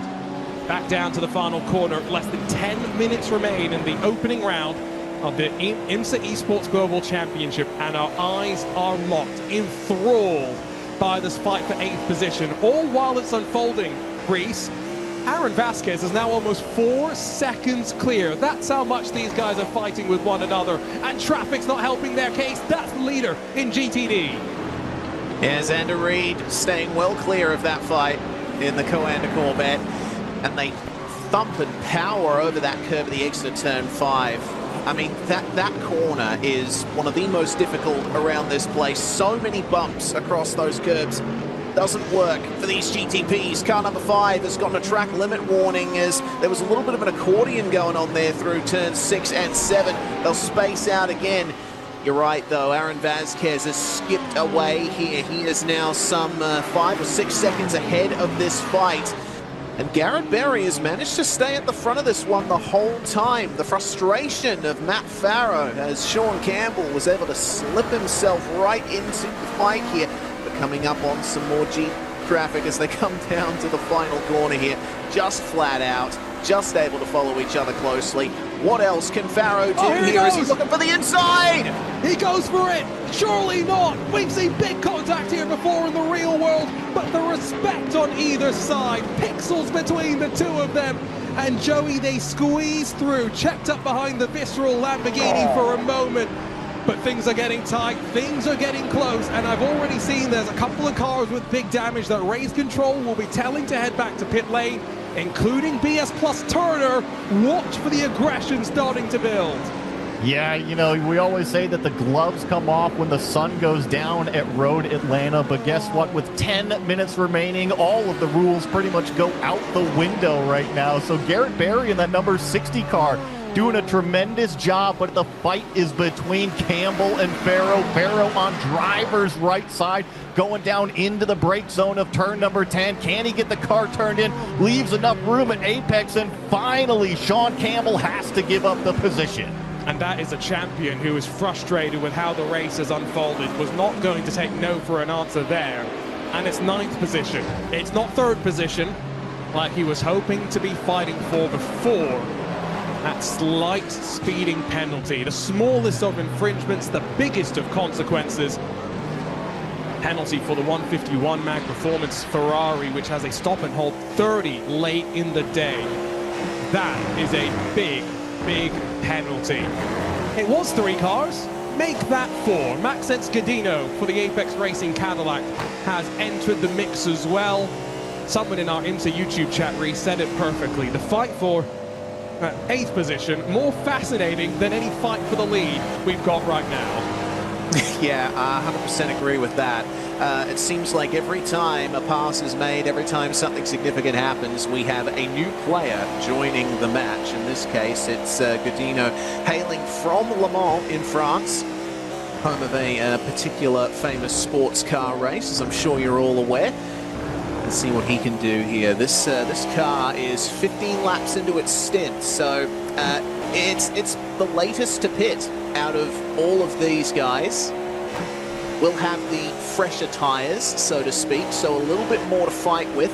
Can Godino make use of that rubber? He's got Sean Campbell to come up on first, and Campbell I've seen in many different series now. He is one to contend with. No matter what car he drives, the fight starting to close up once more here for Matt Farrow, as he's got Sean Campbell right on his rear once again. Yeah, no, Campbell, one of those talents that is able to adapt across of cars, frustratingly talented sometimes, is the way that I would describe some of these drivers that we have on the sim. The word alien often gets thrown around as well. Fight for 16th between Apex and Door, 2 Ford Mustangs. That's pretty close. Outside of that, though, there really isn't too much to be keeping our eyes out on, except for this battle that continues to just go on and on and on. Berry has closed a little bit back up to Aaron Vasquez through all of this, though, so with now 5 minutes left to go, we are in short time at this point. For the Apex Racing team, if they can pick their way through 3 positions, well, that's a good 30 points, Joey, which could be very, very valuable in a short championship to get on the board to start things off. The key words, a short championship. So that means every single point is worthwhile. If you have trouble in the race, you need to get back out there onto the racetrack and pick up as many points as you possibly can. We were mentioning earlier last year, right? We weren't really sure what was going to happen in that final round of the championship, and sometimes you just got to stay out there doing laps, and the right thing will come your way eventually. However, this is racing. It always doesn't work out. Stick around for our post-race report brought to you by AMD. We'll have a quick chat with our class winners and get their feeling on how the season opened up for them. Sun well and truly has set. These drivers are now focused fully on the shape in front of them as they carve their way through the night. 4 minutes left to go. Where's the race leader, you're wondering? Coming out of the final corner right about now. And so he'll cross the line with 3 minutes and 53 seconds to go, Reese, which, doing my commentator math, which you should always take with a pinch of salt, 4 laps to go? Yeah, I think so. I mean, it's frankly amazing the pace that these GTPs can carry around here. In fact, that BMW M Team Redline car, it seems, has just set their personal best lap just then, as we check in with the P16 battle in GTD. Apex Racing Team leading the way there, and the Door Esports Mustang, who we last saw being sent in gravel trap. Every single position matters, as we are well aware. They'll be battling all the way to the end here. Only 3 minutes left on the clock, and just like that, we have Chris Lullum coming round to end the next lap. This battle here, far from over through the final corners. You want to know how much every position matters in 2023, the first year of the GTPs in this IMSA Esports Global Championship. VRS Coanda won the championship. Lauren Heinrich was part of their lineup. Without winning a race, they finished second twice, 6th and 7th to open up the season. It's not about finishing at the front, it's about being there consistently. And again, we'll repeat that phrase time and time again. Every point matters. Second and third in last year's GTP championship, 1 point. The difference between BS Plus competition grabbing second and Team Redline grabbing third. These drivers will get 1 extra lap compared to the leader by virtue of being just in front of him on the road. That means that Sean Campbell, as we jump back on board with the young American, Farrow snaking back and forth on the run down to the braking zone here. Joey, they'll get 3 laps effectively to try and fight from here. Your race leader about to take 2 laps left to go. Yeah, you took the words right out of my mouth, because our overall leader is coming down the hill directly behind him. I think it just kind of puts it into perspective how much that BMW M Team Redline car has been hooked up today, right? Making 0 mistakes. Other GTP cars have faltered, whether it be drive-through penalties or massive incidents in this part of the racetrack. But that number 33 has had a good performance window. They haven't made any sort of mistakes, and now they're looking at probably 1 more lap to go after this one. Reese, your first time joining us here in the IMSA Esports Global Broadcast Center, and what a race to join as well. I mean, I think we have had one of the most thrilling races we've seen in the 3 previous years of the championship. We've seen drama, and I think storylines that will carry all the way to the end of this season. December 7th, when we head to Daytona to close things up. Yeah, for sure. Really happy to be a part of the crew for this season. It's a fantastic opportunity, and I have been rewarded with a fantastic race. It's been thoroughly entertaining the whole way through, and if this is only the first round of 4, man, we are in for a treat over the next few weeks. And it's now 4 cars in that fight for 7th spot. So as the white flag waves for BMW M Team Redline, Culture Team Aaron Vasquez under a lot more pressure than they were a couple of laps ago. Berry is there, Farrow is there, Campbell's in the mix too, with no real traffic to slow them down as they head up out of turn 5 and climb until you come over the top of the ridge and then descend into turn 6, where the car squats in through the cambered nature of the corner. We have hit 0 seconds remaining and almost 3 line astern onto the back straightaway. They will get 1 more lap after this one. but the fighting by no means done and dusted. Vasquez with a great exit off the corner. He's left Garrett Berry to defend from Matt Farrow as they fly past one of the Aston Martins for Drago Racing. Long way around for Farrow. Has to chop back down low. Was never really going to make that one work. And while they set off for the final lap of their race, behind them, redemption finally. Pole position a year ago, but involved in a crash, finished in 7th. It's BMW M Team Redline. Chris Lullum, Diogo Pinto, winners of the opening round of the 2025 IMSA Esports Global Championship. Here come the rest of the drivers still in that fight, slicing down through turn 5, but Reese, they are about to pass the GTD leader. Xander Reed's got to watch all of this through his side mirrors. Yeah, they've just made their way past Jenny, who's currently running in 2nd place, and this is going to be huge here. More traffic at turn 7. This could be the opportunity they need. Williams up the inside now, scything to and fro. Where do you want to put your car? 3 wide in traffic. This could get interesting. And surely you want to put yourself on the inside, box the car out heading through turn 10A, but brave around the outside to risk it. Defending champions not backing down, and they will get the drive off the corner. Almost 3 wide under the Fox Factory bridge. It could be an MX-5 finish, but Aaron Vasquez will hold on. Turn our defending champions who crossed the line in the 360, wrecked 963 and 10th. All the while, here comes our race winners in GTD. Xander Reed, Alejandro Sanchez take a bow, but my goodness, Joey, what an end we've just seen in the fight on the tail end of the top 10. It was fireworks, and honestly, I thought that Sean Campbell was going to get 2 for 1 down there in turn number 10, but props to this 181 car, your winner in GTD, the Coanda Esports machine, Xander Reed, of course, closing that out, and then they have their teammates directly behind them, the other Coanda Esports machine, Michael Janney and company, pulling off an excellent strategy to leapfrog up onto the podium. A great day for this esports team. The smile on my face is from ear to ear. It's great to get the band back together, add some new faces. Race control, broadcast crew, the team behind the scenes, that IMSA, VCO iRacing that make it all happen. We've had a blast, and what a rewarding start to the championship. Celebrating a bit early, potentially there for Chris Lullum. But burn it down. Victory lane awaits. The first time at Team Redline in the top class in 4 years of the IMSA Esports Global Championship have started the season off with a victory. They will be thrilled to finally get the monkey off their back.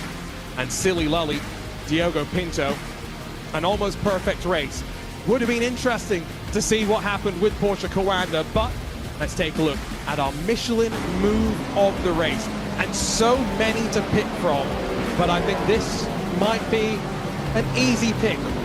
Through the nights, through the traffic, and headed out through the S's. Joey, this is where we were talking about needing to be wise, needing to see opportunities as they came, and as they ran up on the back of the Corvette, headed up to turn 6 on the closing laps of the race. What a move to make things happen here. I mean, multi-class traffic, getting in the middle of it, watching these prototype drivers be as aggressive as possible, and check it out going through turn number 7. Cars forced outside, cars forced inside, splitting the GT cars, and ultimately, Arjuna, it was the drag race down into the turn number 10 brake zone. Sean Campbell did an excellent job doing an over-under, but I believe it was Aaron Vasquez maintaining that lead position. Yeah, I thought for a second Farrow had done enough. I saw him right here, get off the corner, I thought decently well, but then maybe let off the throttle right around there as it wiggled. That's what cost him, and then not really much that he could do. I will say, we don't often recommend driving in the grass, but I understand why Sean Campbell took his lawnmower services to the outside of turn 12.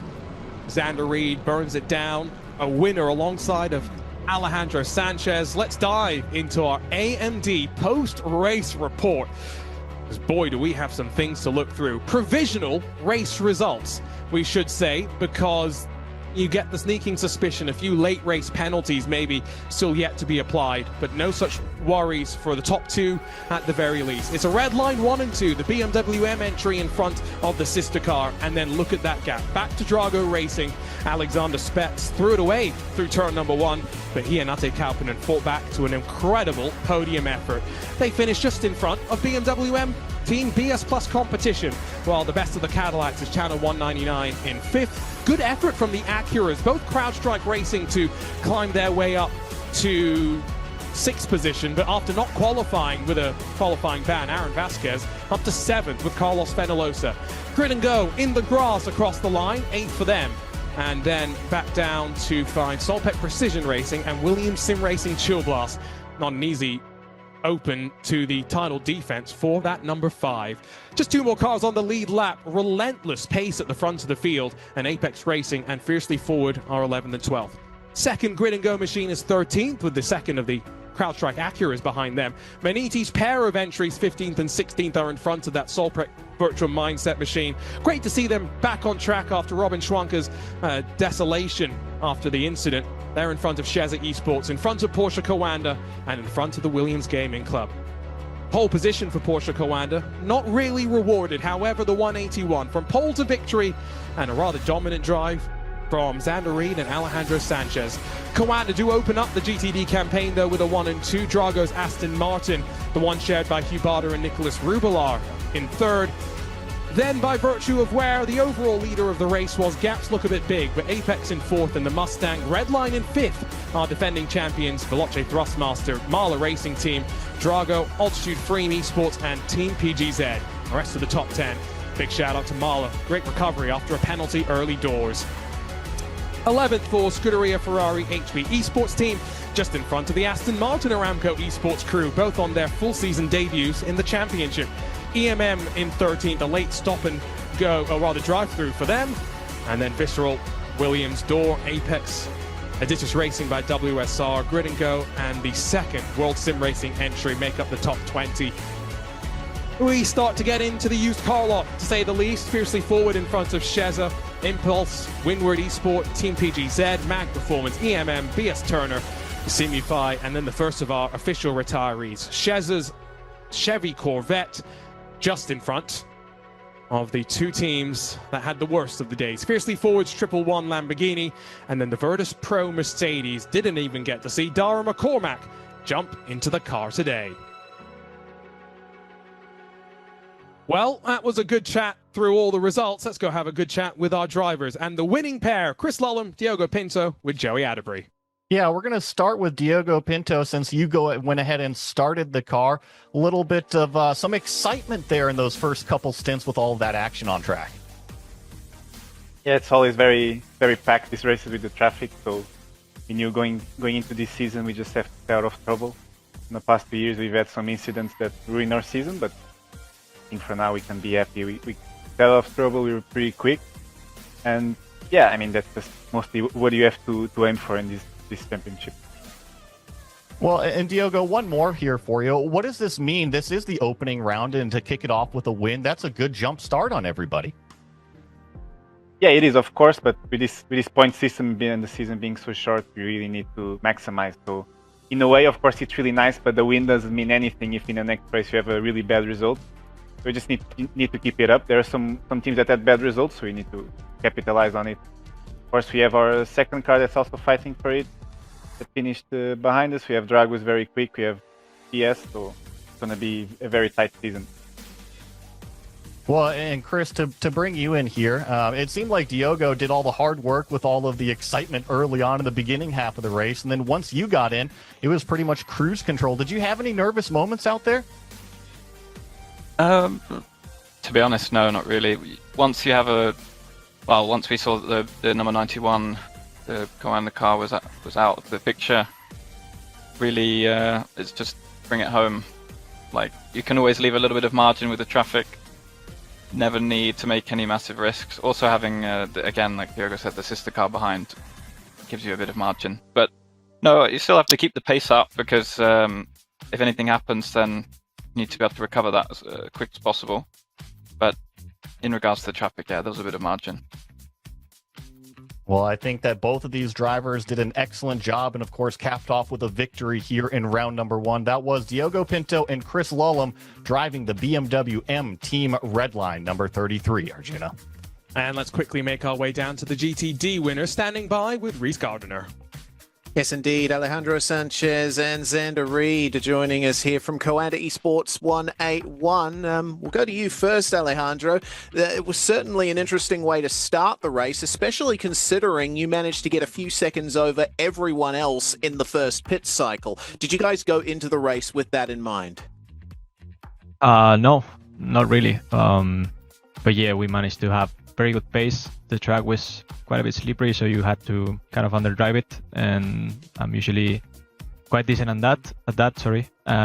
Yeah, we worked really hard on the setup during all the prep. Basically, the whole team did. Michael, Tristan, Sander, and I.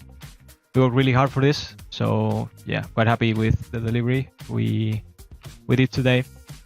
Great pace in the car. The car was really good on fuel as well. We kept the tires in check, doing some fuel saving as well. And the quality pace was also really good. So yeah, overall, really happy about that. Not what I had in mind, definitely, going into the race. Obviously, I knew our pace was good and the prep was on point. But yeah, quite a relaxed race in a way. So happy for the team, happy for Coanda, and happy for us. As you should be. Xander, you must have felt a bit stressed on the final lap when that GTP battle for 10th was driving around you. As a GT driver around a track like this, jumping in mid-race when everyone's still battling, it must have been one heck of a trip for you. Yeah, definitely. It was took a little bit to get used to, but once you get in a groove, it was a pretty decent race. Nothing too crazy happened, but yeah, definitely interested in getting into the groove after sitting around all day waiting for your stints, and then gotta jump in and perform. Absolutely, and perform you guys did. A big car change, actually. You guys are certainly known for your association with Porsche in the past, but going for the Corvette this season, Xander, could you give us any insight into why you guys decided to make that car change? Yeah, Corvette, a car that not really anyone really knows, pretty good, and I think it worked pretty well for us. Well, that it did. Congratulations on the victory, guys. Hopefully that momentum continues. We'll hopefully see you again at Sebring. Thank you very much. Thank you. Well, all right, Arjuna. Yeah, thanks for that, Reese. Thanks for that, Joey. Glad that I don't have to be asking the questions for a little bit and I can stay quiet after a lot of action. And it all intensified at the end. Joey, I'll come to you first. Let's start with GTP, because we did see Team Redline last year show lots of speed, but like I think Diogo alluded to there, sometimes caught up in trouble. With a start like this could very well be their year that they finally grab the GTP championship. 3 years they've been waiting. And it's a short championship, right? So every single point, every single position is highly valuable out there, and they came out on top. But I think it's going to be drama in the GTP all season long. I mean, how many of the front runners did we see have issues either early in the race or contact throughout the middle? And yeah, the BMW M Team Redline car capitalized, but there are several fast players to be involved. And Reese, what a welcome to the IMSA Esports Global Broadcast booth. GTD, let's talk about Coanda Esports 1 and 2, and a real statement. We saw some speed from Drago Racing as well. Apex's Mustang was pretty good. The one car that I think we didn't see what we would have wanted to from is our defending champions, Team Redline in the Aston Martin. Yeah, indeed. Not quite the result that they were looking for, and title defense that's gotten off to a bit of a slow start for Team Redline, but you never know how their brand new Aston Martin will go at the tracks to come this season. We do go to the bumps of Sebring next, so that might introduce a change in the pecking order, but at this point, Coanda's looking pretty unbeatable. It seems it was a pretty inspired choice to go for the Corvette this season. Love that you asked that question as well. They found some magic. We'll see what they can cook up. But for the entirety of our team behind the scenes at iRacing, VCO, and IMSA that make all this happen, it's time for us to say goodbye. A week off, and we return. Same time, same place on the IMSA YouTube channels, on the iRacing Esports Network, November 16th at 2 p.m. Eastern for the AMD 240 at the Sebring International Raceway. It will be bumpy. One thing I can promise you is no couches will be burned in the virtual Sebring. That is for sure. But what a way to open up the 2025 IMSA Esports Global Championship. For our team behind the scenes, it's a big thank you. For Joey Atterbury, Reese Gardner, alongside myself, Arjuna Kankipati. Michelin Raceway Road Atlanta never disappoints. Congrats to BMW M Team Redline, to Kawanda Esports winners heading out of the opening round of our season.